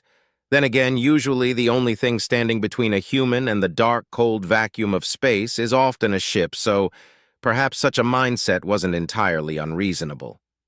Clark thought to himself. Suddenly, various loud bangs could be heard from the direction of the vent, at which point the fuzzy little bear creatures seemed to quiet down and relax a bit. Guys, they're all staring at me. What do I do?" Marshall yelled through gritted teeth from behind the bridge's vent. He refused to look away in case the little bastards decided to bum-rush him. Not even a few seconds later, one of the aliens seemed to yell something. It seemed scared. An emotion that had undoubtedly claimed hold of all of the room's occupants, and whose control was now growing ever so rapidly. Like a room full of contractors whose pay had been withheld for a month too long, they all collectively began to tear down the large pile of shiny space machinery. They made quick work of the makeshift barricade, after which they streamed out of the room like a flood of fluff and fright. Probably one of the more preferable floods one might find out in the cold, vast nothingness of space. Various emotions washed over the humans: nervousness, cute aggression, confusion, and of course the ever-so-common urge to administer a very enthusiastic and memorable colonoscopy to whomever had decided to design the vents in such a way that they'd be just big enough for a human to fit into. The Enoweans frantically ran past them, and if it hadn't been for Jeremiah and Clark restraining her, Stella would have probably managed to grab one of the little buggers, after which she'd have undoubtedly mothered it to death. All the various dolls she'd vivisected, melted, and/or splatted as a kid could attest to that. Then again, if those Pixar movies were anything to go by, they most definitely couldn't. She huffed and softly cursed under her breath as the teddy bear-like aliens ran past them before disappearing into the distance. Stella's not a bad person or anything. She's just been blessed with the general tact and grace of a silverback gorilla holding a hand grenade. She tends to be a little too excitable and has a strange affinity for breaking the things she touches. Qualities not entirely sought after in an engineer, but at least she balances out her destructive nature with sheer talent and stubborn-headedness. Not even 2 seconds after the fuzzy teddy bear-like creature's cries and shouts had fizzled out in the distance, or yet another hairy and unintelligible creature had sought fit to voice his displeasure regarding his current predicament. This strange, inhuman creature was, of course, one of the crew's resident doctors, Marshall. A man commonly known for being as pleasant and patient as a kitchen timer taped to a hydraulic press. He claims to have found a loophole in the Hippocratic Oath, and we all suspect that his medical license may be more theoretical than the tangible variety most physicians claim ownership of. Once, one of the cooks asked him if he was actually qualified to treat people, to which he let out an amused snort before hurriedly walking away from the conversation, mumbling something to himself involving the word people. Here you go, sir," Jeremiah, the last of my friends, said to Marshall before helping him get back into his spacesuit. Jeremiah's a polite young man, or well, more accurately, he's an intern, and so sucking up is practically part of his not an actual job description. On one hand, he's a hard and kind worker. He always runs errands and gets us drinks whenever people tell him to. But on the other, he's got this annoying habit of never being around when you need him. So, should we maybe retreat to our vessel and document our findings? I'm pretty sure the captain would want us to report that we've found alien life as soon as possible. What's more, I'm pretty certain we've already broken countless protocols, so I reckon it would behoove us to keep our heads down and await further orders," Jeremiah suggested politely. "Yeah, sure, why not? After all, I'm pretty sure Stella can only carry back so many alien doohickeys. Ain't that right, you grubby thief?" Marshall yelled accusatorily, while looking at Stella, who was now frantically rummaging through a pile of alien machinery that not even a minute ago had been a makeshift barricade. Our suits didn't exactly have much in the way of pocket space, a problem Stella easily circumnavigated by simply opening up her suit and dumping the various alien devices directly into it. Apparently, she's been looting the ship ever since we'd boarded, and now, after practically shoving an entire barricade worth of shiny new tech into her suit, her kleptomania had become painfully apparent. At this point, her suit was bursting at the seams, making her look like a bulbous humanoid mass of excitement and gleeful mischief. After having just escaped a brush with death, the startled Inouyeans managed to regroup in what was essentially a large supply closet, this time making sure to cover the vents, and any other opening, however small, with stray pieces of cloth, figuring that Gaian's vision was probably based on movement. Once their super-secret blanket fort had been secured, they began to chat among themselves. "Good thing we've got the captain with us. If we hadn't followed his advice, most, if not all of us, would have been dead by now. Yeah, they couldn't even touch us, and not for a like of trying, mind you. Did you see how big they were? Even Maltic barely reached the short one's chin. Yeah, the one with the head, tail, and chest bumps looked ravenous. I was sure it was going to eat me. And what about the one in the vents? I was sure it was going to jump out and spit acid at us or something." "That's nothing," Galeth remarked. "That heavy-chested one actually managed to cut me with one of her talons," he said while rolling up his sleeve to show off the minuscule cut he'd gotten from Stella's fingernail, gently brushing against his upper arm. "I think I saw a documentary about Gaia once, and I'm pretty sure that surviving an attack like that practically makes me an honorary part of their pack," he said arrogantly, while the other Inouyeans rolled their eyes and looked at him as if he'd just farted through his mouth. "You mean the one they show every year during the Harvest Festival? All of that's just fear-mongering and imaginative guesses. For example, everyone knows that florigators aren't real, not even on Gaia, and don't even get me started on that whole sea of sodium chloride bullshit. All pure believer ought to only watch proper church-approved media. Won't rot your brain as much." "Yeah, right," retorted Galeth. "Their theories are just as baseless and outlandish, like how Gaians can apparently fire up to half a liter of gastric acid from their mouth when threatened. And, well, did you see anyone melt a minute ago?" "Well, no, but, Galeth, are you okay? You look pale and you've been panting for a while now." Galeth, argumentative rival, asked concernedly. "Oh, yeah, don't worry. I I just think I gotta lay down for a little bit. Don't worry. It'll take more than a Gaian attack to keep me down.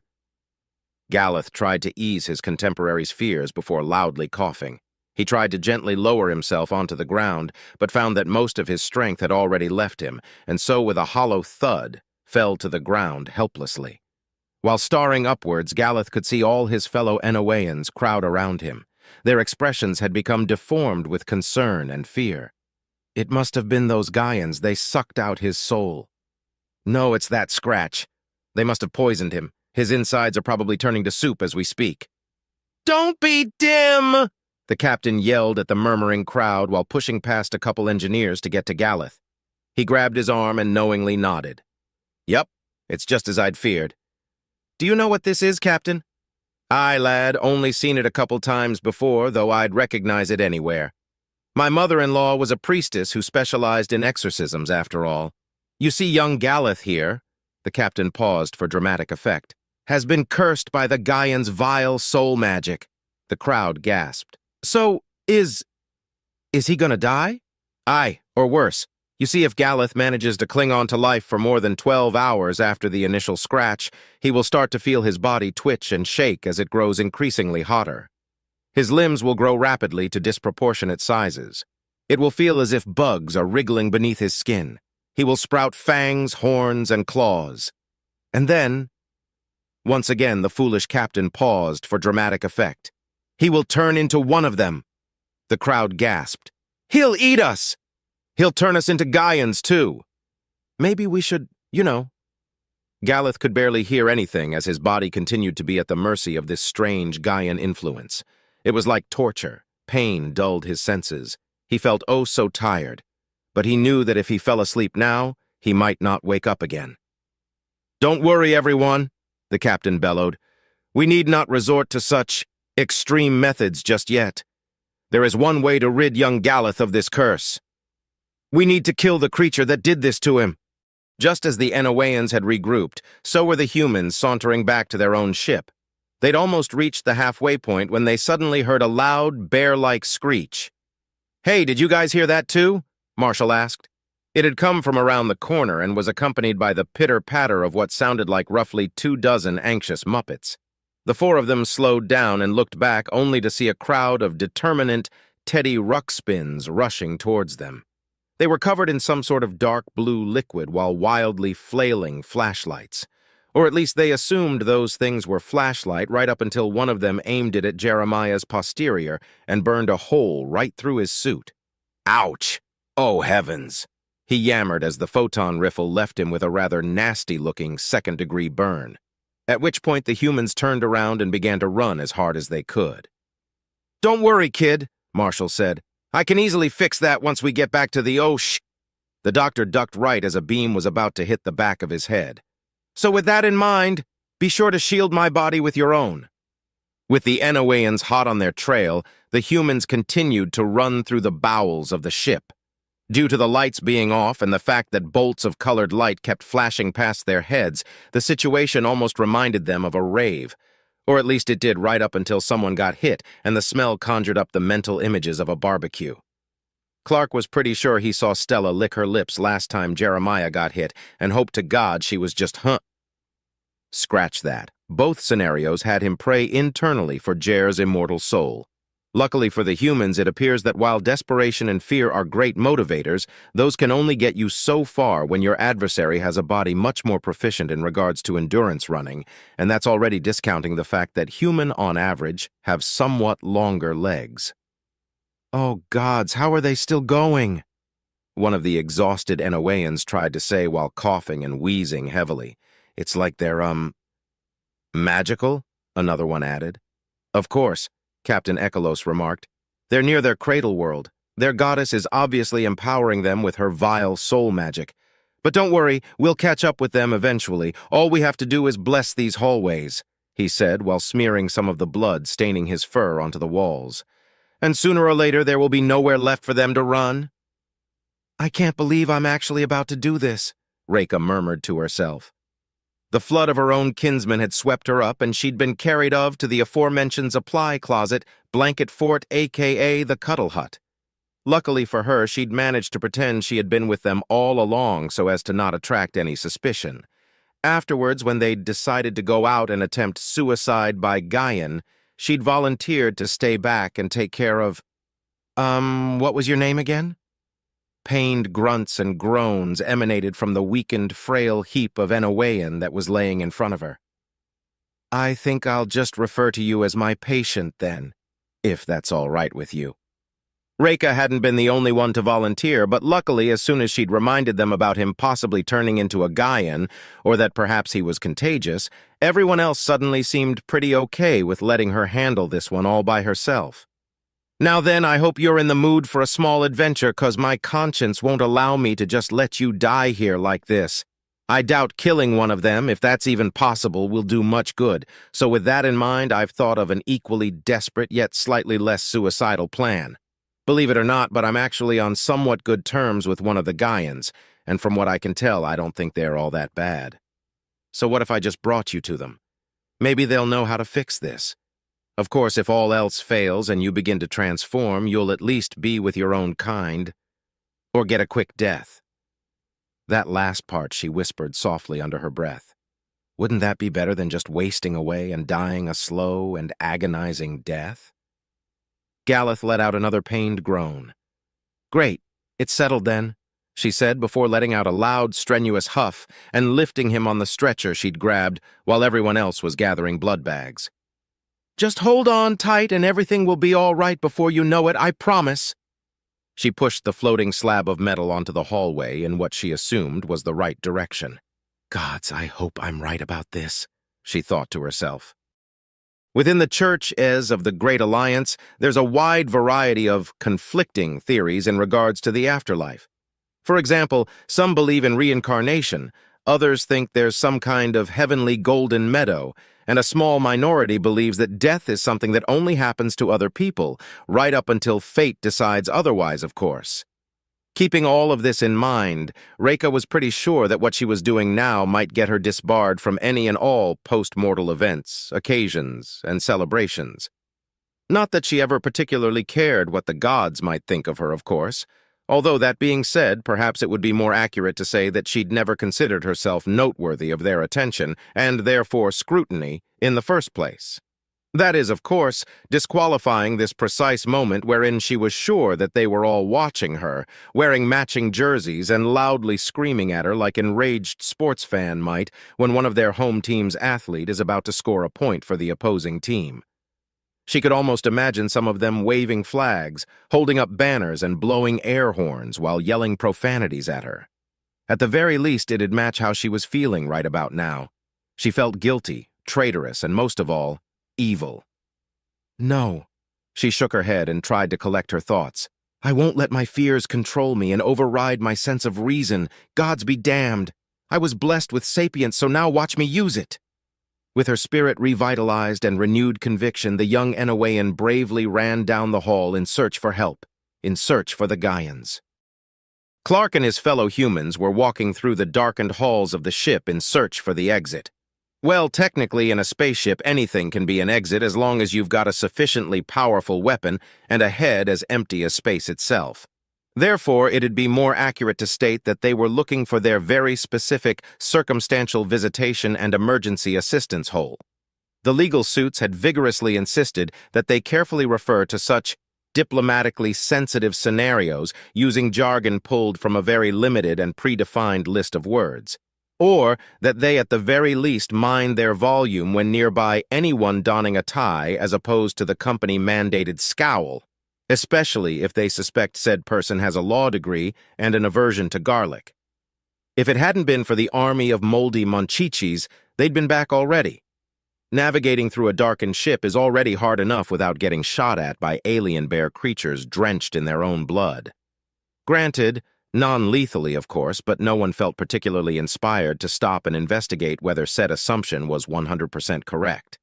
And thus, in their haste, our humans managed to take a couple wrong rights when they left the Enoweans in the dust. Are they still behind us? Stella asked in between loud gasps, too tired to even look behind her. We lost them about 5 minutes ago, I think, Clark responded. Wait, what do you mean 5 minutes ago? Then why the fuck are we still running? I feel like I'm about to drop dead any second. Well, began Marshall. No one wants to get left behind. That and adrenaline is one hell of a drug. I should know. I always bring extra. Oh, and Jeremiah's still running because he's an intern and no one has ordered him not to yet. Not true. I just figured that we'd boop. Ooh, shit! Jeremiah yelled while weaving to the side.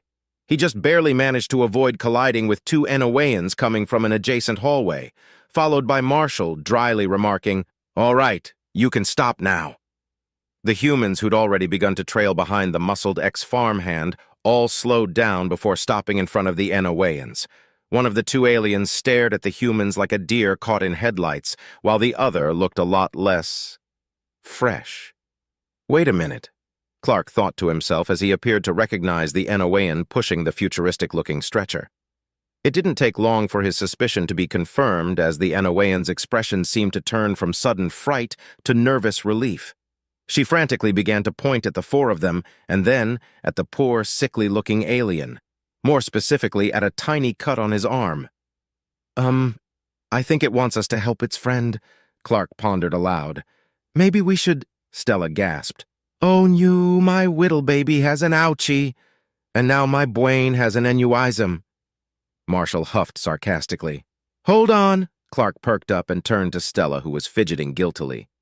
"Did you do this? Did you touch something again? You know what happens when you do that." "I'm not sure. I guess I may have felt one of them accidentally brush against my finger when you and Jeremiah were trying to stop me from adopting one," she muttered dejectedly. "Gosh darn it! If only we'd been faster. We should have expected her to try and grab one," Jeremiah added. "This is the petting zoo incident all over again. Only difference is that Clark hasn't drop-kicked anyone yet." "Whatever, let's just drop it," Clark remarked. "Whatever ancient curse is affecting Stella can wait. Now we gotta—" Marshall stared at him with an expression of mock annoyance before interrupting. "As usual, force our oh-so-benevolent and respectable doctor to take care of this poor creature? Why, of course, after all, it's my duty as a vet. Errand of medical school to save as many lives as I can." Marshall laughed nervously, while the others were sarcastically staring at him as if to say, "Yeah, sure, buddy." On top of that, Marshall was pretty sure he saw Jeremiah sneakily slip Clark $20. "Now then, I'd hate to be the bearer of bad news, but aren't we forgetting something?" Stella remarked. "Because doctor or not, I doubt there's a whole lot we'll be able to do unless we find our way back to our ship quickly." "I take it we can't rely on Stella's womanly intuition or Jeremiah's powerful sense of smell either, can we?" Marshall asked. "Wait, guys, look. I think our new friend here might know the way." Clark yelled excitedly while pointing at the Enowean, who was now briskly jogging down the hallway before quickly stopping and beckoning them to hurry up already. "Let's just hope we don't come to regret this," Marshall muttered. "Gods, what happened? And why do I feel so tired?" Galeth murmured to himself after finally regaining consciousness. He tried to recall the hours leading up to his brief dance with death, but alas, the only memories the weakened Enowean managed to conjure up were a blurry string of vague shapes and indistinguishable sounds. He remembered being led somewhere after trying to lay down for a bit. Then someone had hooked him up to some sort of strange machine that had done something to him. He could vaguely recall hearing the term germ-bleached before ending up in this strange white room. "Where am I? Am I dead?" He tried to get up, but quickly found that he'd barely had enough strength to lift his head, never mind the rest of his body. Just as he was about to struggle and scream for help, he heard a dull click. Someone had entered the room. She was Enowean, just like him.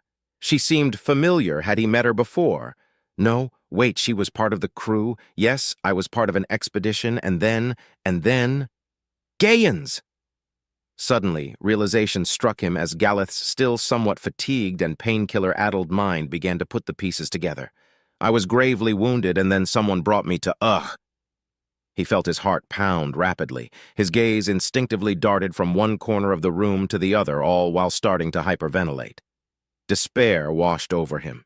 He felt trapped, as if his fate was sealed and any moment now someone would come and end his feeble existence. Fantasizing about Lovecraftian dommy-mommies on the holonet was one thing, but then to actually get captured and potentially eaten by one. "Oh gods, I'm such an idiot!" he chastised himself. "No, this isn't right. This isn't fair. I have to get out of here. I have to escape." Using every ounce of energy he still had left, Galeth tried to get up once again, only to be stopped by who he assumed was the one who'd brought him into this mess in the first place. "Don't move. You're still too weak," she informed him kindly.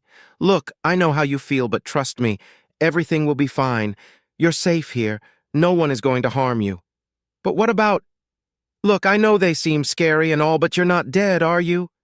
"Well, no, but—" "Good, keep that in mind, 'cause it was the Gaians that made sure you'd stay that way. You quite literally owe them your life, and well, to a lesser extent me too, I guess, since I helped bring you here," she remarked with an arrogant smirk. "Well, yeah, I suppose I do feel fit." Suddenly Galeth froze as his eyes darted to the humanoid face that was now peering in through a crack in the door. It curiously ogled the two of them through bespectacled eyes.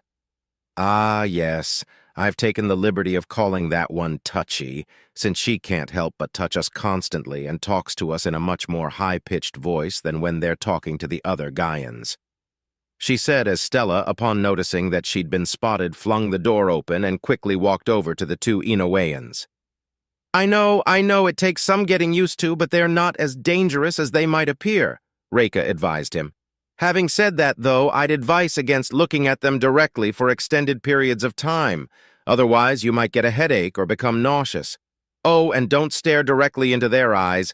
Once you do, it gets tricky to look away." At that moment, the ponytailed Gaian began to gently pet and scratch Reika's back. "Ah, that's the spot," she softly muttered to herself. "Don't get me wrong. Technically, they're still eldritch abominations, stains upon reality that defy the laws of nature and deserve our contempt," she said while closing her eyes in euphoria as Stella continued to diligently pet her. "But frankly, I think they're pretty neat, and we should probably just leave 'em be. Besides, if the gods really want them gone that badly, they can just send us some signs or do it themselves." But they're supposed to be evil. What if they're trying to trick us?" Galeth remarked. "Well, then I gotta get one to trick me all the way to retirement on a bi-daily basis. Look, I feel like you Galeth's no doubt impressively worded rebuttal was cut short as Stella, who now had stopped coddling Reika, took a step closer to the male Enowean and began to mercilessly hug him. Galeth felt conflicted. On one hand, he was afraid that the Gaian might suddenly eat or crush him, perhaps even both at the same time, but on the other, this Gaian was firmly holding him against her bosom while caressing his back, something he'd perversely fantasized about not too long ago. "God damn it, Stella! Again!" A second Gaian had just walked into the room and was yelling at Touchy in his native tongue, who, with a nervous fear in her eyes, responded by quickly letting go of Galeth and taking a step back. The one standing in the doorway was holding some sort of archaic lock that had been broken and was staring accusatorily at its kinsman. To the two Enoweans, it seemed as if Touchy was trying to verbally defend her actions, or was at least trying to come up with a believable enough excuse. Alas, her pleas fell on deaf ears. The one in the doorway wasn't having any of it, and beckoned for her to leave the room, to which Touchy responded by grabbing the bed frame and using her best puppy dog eyes. Having had enough of her antics, the stern-looking Gaian sighed before grabbing something from his bag. In one hand, he was holding a fluffy doll representing some sort of cute quadruped creature, and in the other, a blowtorch. To Touchy's horror, the other Gaian began to threateningly wiggle the device's nozzle in front of the stuffed animal's face. She let out an ear-piercing shriek before rushing over to save the poor, inanimate object. Having successfully diverted Touchy's attention towards something she can't accidentally break with love and affection, the Gaian man threw the doll as hard as he could down the hallway. As soon as Touchy, who now looked slightly more feral, crossed the threshold, the lab coat-wearing Gaian hastily closed the door behind himself. A wise decision, especially since Reika is the reason that HR personnel avoid walking too closely to the airlocks. He walked over to Galeth and began to gently examine him, while also ignoring the frantic banging on the door. Galeth theorized that the Gaians must have studied Reika's physiology, and that the one in front of him was now estimating his overall health based on what they'd figured out about hers. A much more rational and intelligent course of action than the Enoweans would have expected. Then again, that appeared to be the case for most facts they'd been told about these cosmic horrors. What did strike Galeth as odd was that the Gaian seemed to have quite a few burns, one above his right eye, two on his hands, and one on his neck. Reka must have seen him staring, cause after letting out a soft cough to divert his attention, she began to explain certain unfortunate developments that had happened in his absence. Having lost a couple screws, the captain and whichever crew members were still willing to follow him had begun what was essentially a suicidal witch hunt. They'd hunted down and fired on any and all Gaians still roaming their ship. Based on the fact that none of the Gaians who Reka had seen were covered in blood, only burns, she'd figured that most, if not all of them, had refused to fight back and instead opted to return to their vessel peacefully as well as hastily. Although she did remember one of them returning with what appeared to be an injured foot. As she told him this, Galeth winced. He really hoped that said Gaian had simply stubbed their toe. "So then what happens now?" Galeth asked, to which Reka threw up her hands and shrugged. "Honestly, I wasn't sure you'd wake up, and for as far as I could tell, neither did the Gaians. But now that you mention it, I'd say we go out there and show the others you're still alive." "You think that's a good idea? What if the Gaians are evil after all? Or what if the captain and his men think we're mindless thralls and shoot us on sight?" Galeth asked nervously. "Well, I suppose that'd be dreadfully inconvenient. But let's face it, we can't stay here forever, and I fear that brokering peace between the Gaians and our own kind might be the only choice we've got.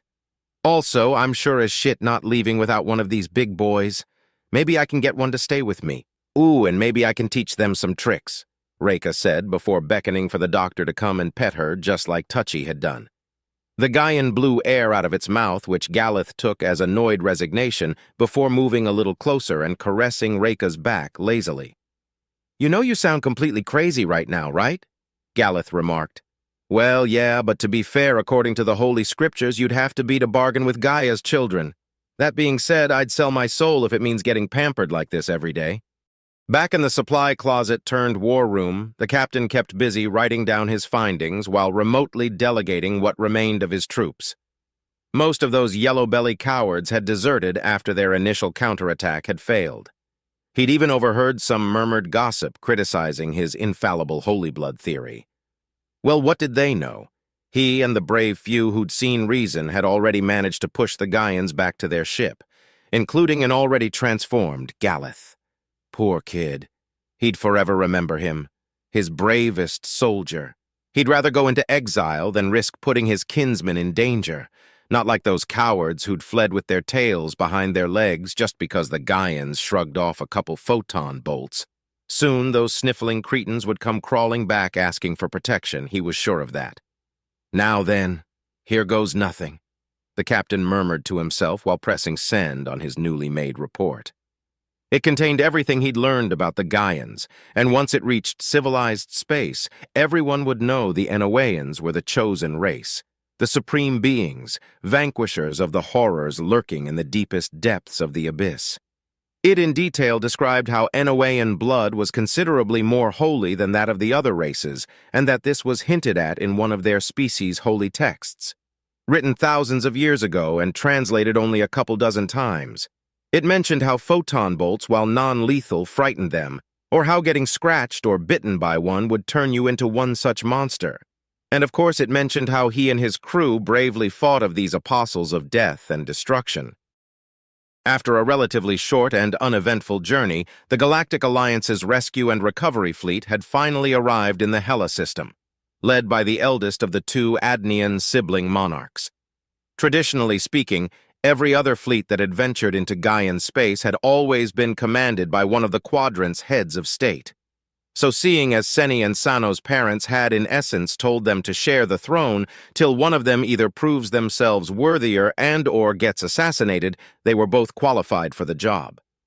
So to her brother's horror and the other council members' astonishment, Seni eagerly volunteered. Sano tried to protest. This was his older sister after all. But alas, his arguments were drowned out by the other council members who were singing her praises and showering her with suspiciously loud gestures of encouragement. "But wait, sis! What are you doing? This is maddeningly brave of you, young lady. You truly are a credit to your race and an example to us all," one of the Quizinian senators remarked loudly. "No, this is stupid. She's going to I think that she will make a fine ruler someday, such a courageous and bright young woman, a member of Ediyun's retinue remarked. And thus Seni had found herself at the edges of the dark goddess's domain, facing a rather unexpected sight. A strange ship, no doubt Gaian, had attached itself to the subtlety and was just sitting there menacingly. Both she as well as the rest of the council had expected to only find the remains of the ship, if perhaps in multiple pieces with the Gaians long gone or waiting in ambush. But for whatever reason they decided to stick around in plain view. They hadn't even attacked them yet. Sure, they'd bombarded their fleet with all manner of strange, undecipherable signals, but other than that, there was no reason to believe that these creatures were hostile. Therefore, in opposition to her advisor as well as the captains under her command, who'd all rather fire and flee, she'd ordered the entire fleet to stay back and wait. That is, everyone aside from a small contingent of elite soldiers who now wished they were all elite bakers instead. Their mission was simple: get in, rescue any survivors, find out what the heck is going on, and get out. Once the shuttle had landed in one of the emergency hangars, the first thing the soldiers noticed was a general overabundance of blood and an underabundance of courage. Half of them were leaning against a wall, barfing, while the others felt how their knees were faltering and they had to sit down for a second. The Alliance's military doctrine, much like those of the governments that preceded it, strictly forbade any and all weapons that might cause direct blood loss, on account of them being unnecessarily vicious and cruel. Which in part is why, for these otherwise proud warriors, the scene in front of them was simply too much. It was rather puzzling. There were only supposed to be around 70 people on the ship, and yet the first hallway they'd encountered was already covered in enough blood to summon a small pantheon of dark gods. They'd continued to venture through the ship's bloody hallways in search for any sort of clue as to what might have happened. Who knows, perhaps a couple crew members are actually still alive. Granted, they'd found an amazing hiding spot. After all, we technically haven't found any bodies yet. It hadn't taken long after these thoughts had crossed the sergeant's mind when all of a sudden something fuzzy frantically ran into him. Speak of the Gaian, he thought to himself as the Enowayan quickly got back up. He noticed only a second too late that it had a mad look in its eyes, at which point the Enowayan jumped backwards and aimed its photon rifle at the soldiers. Who are you? Are you Adnians or are you Gaians in disguise? Listen, friend, The sergeant tried to calm him down. Take off your armor, now! Strip! What? I think the Gaians already got to him, one of the soldiers in the back remarked. I said take off your armor, all of you. I have to make sure you aren't going to turn into Gaians. Easy, friend, we're here to rescue you. Look, I'm not sure what you're talking about, but if you come with us to the ship, Hey, wait a minute! Before the soldier could finish his sentence, the Enowayan, who'd decided he'd heard enough and wouldn't fall for these Gaian tricks, ran away as quickly as its fuzzy legs would allow. Don't spit on me! Your Gaian soul magic won't work on a holy warrior of the gods! I have holy blood! It yelled before disappearing in the distance. Well, that was odd, one of the soldiers commented. Do you think the same could happen to us? Don't be daft, their sergeant started. We're some of the Alliance's most elite warriors. Obviously, the gods are watching over us just as they always have. Now move it, 'cause I doubt they'd protect us from death by old age. The more they explored the ship, the more it reminded them of a war zone. Doors had been barged in or ripped of their hinges, furniture was either missing or destroyed, and blood-stained debris cluttered the hallways. Something awful had happened here, and yet there were no corpses to be found. Once in a while, they'd bump into yet another crazed Enowayan, either paranoid and under the assumption that everyone else might secretly be a Gaian, or simply too terrified to think rationally and would therefore run away as soon as they'd caught a glimpse of the soldiers. The men dejectedly continued onward. So far, this mission had been anything but fruitful, and they feared that at the end of the day, they'd be forced to leave empty-handed. Or at least that was the general consensus right up until they stumbled onto what was going to be one of the strangest arguments of their lives. Hey, do you hear that? Yeah, sounds like... Well, it sounds like we've finally found some people who haven't been turned mad by those Gaians, one of the soldiers remarked as they all made their way towards the source of the commotion. None of them knew what to expect once they'd opened the door to the cafeteria. Perhaps the last sane remnants of the Enowean crew trying to survive. Perhaps the Gaians were mimicking the sounds of those they'd slaughtered and were luring them into a trap. Or maybe, just maybe, they'd already succumbed to Gaia's eldritch influences and would soon find themselves at the mercy of her abominable children. They froze the second they'd flung open the door. "Shut up and listen to me for a second! He is not the Messiah!" A female Enowean yelled while standing on a table. On one side of the room stood what they assumed was the ship's captain, together with a sizable portion of his crew, while on the other, a bunch of armored Gaians next to a wheelchair-bound Enowean. How else did he survive after being mauled and infected by a Gaian? Even if he's not the son of one of the creator gods, of which there were coincidentally about as many as there were races in the Alliance, he's at least a distant relative. The captain retorted while pointing at a wheelchair-bound Galeth. For the last time, it was the Gaians that healed him. "They're not here to kill or even hurt us. In fact, quite the opposite," Reka yelled. "Wait, they're here to make love to us?" the captain asked nervously while pointing at himself. "What? No, that's—" Reka sighed while trying to compose herself. "They're just here to help us. Up till now, the only people they've hurt were a couple of cultists who, in my humble opinion, deserved it, which has led me to believe that many of the church's teachings on them are—" She made sure to choose her next words carefully, lest they earn her a stern talking to from the church. Incomplete, and not entirely accurate when interacting with them on an individual level," she muttered. "Heresy," the captain bellowed. The insult didn't seem to bother Reka as she, without looking, grabbed the arm of one of the Gaians and placed it on her back, after which the alleged cosmic herald of death and destruction began to eagerly bless the bear-like alien with the scritches. The highest honor a Gaian can bestow upon an Enowean, or at least that's what she assumed. This was just too bizarre. Whereas the Enoweans the soldiers had encountered up till now seemed paranoid and deadly afraid, the one standing on the table in front of them was anything but. In fact, she seemed to be having the time of her life as one of the Gaians repeatedly ran his fingers through her back fur. Another Enowean, who had apparently cheated death, sat somewhat nervously next to those monsters while nodding along to whatever the other one was saying. Don't worry, we are here to rescue you," one of the soldiers said in such a way that it sounded more like a question. The room fell quiet as everyone only now noticed the group of heavily armed Adnians standing in the doorway. "Oh my God, she tamed them!" another soldier shouted. "My God, of course, so that's what you were trying to tell me, Reina," the captain said, his voice tinged with pride and admiration. "Wouldn't?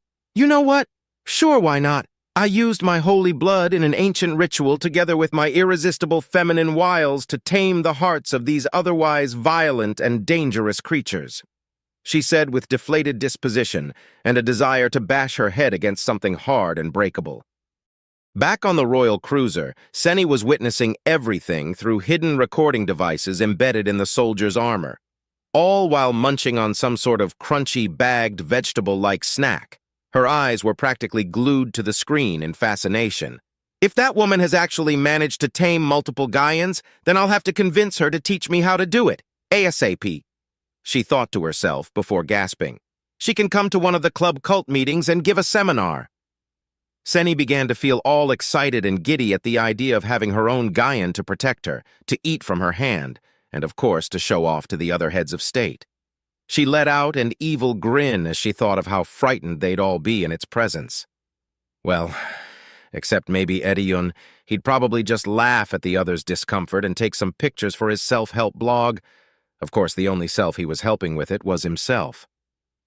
But if I want to adopt a Gaian, I can't just go and get one from Gaia. I'll need somewhere to study and interact with them in a safe environment, somewhere where they can get used to being among members of the Alliance. Senny scratched her chin while pondering her options. She'd barely had a minute to think before the fleet's captains, who'd all viewed the footage as well and were no doubt anxious at seeing so much blood and madness, disturbed her with countless messages, wondering when the gods' appointed interpreter would give them their next order. She looked at the way the Gaian ship had connected itself to the subtlety, and then at the various notifications which displayed which ship it had come from as well as the vessel's primary use. GA, prosperous food and menial labor, Georgia. Spirit religion and medical aid, Georgia. Eureka research and development. Another mischievous grin appeared where her innocent, childlike smile should have been. She spoke for the gods, after all. No one would dare oppose her, and if she played her cards right, it would take ages for the authoritative to catch wind of what she was doing. "Nyeh-heh-heh," she giggled. And so Senny set out to turn this rescue and recovery mission into one aimed more in accordance to her own interests. She wanted to watch, learn, and eventually even interact with these Gaians, and to this end, she'd order for the fleet to be transformed into something that would more or less resemble a makeshift habitat. Reka and Galith, the first Enoweans who'd managed to interact with the Gaians, would be promoted to oversee this soon-to-be newly created community, as well as try to communicate her ideas and intentions with the Gaians. Luckily for Senny, the company these Gaians work for, the Rustwell Corporation, as well as the country/tax haven it's situated in. The Independent People's Republic of Texas would most certainly not be opposed to such a cooperative venture. After all, ever since the split, which was totally mutual, by the way, don't let those other lesser states tell you otherwise, High Governor Reginus Rocks, a man famous for always wearing a cowboy hat and a hastily drawn-on mustache, had been itching to make some new allies. Besides that, she'd also need to assign some scientists to figuring out why almost everyone who'd come into contact with the Gaians had slowly lost their mind. She sighed. Right now, I fear that the only people who are thinking straight are me, and that Ray— Wait a minute. Fear? She pondered out loud. Who knows? Might be onto something there. I'm so excited. This is all going to be so much fun, Senny mused to herself while writing the royal orders and decrees that would shape the fate of Galaxy, hopefully for the better. If anything, soon life in the Alliance would end up becoming a whole lot less boring.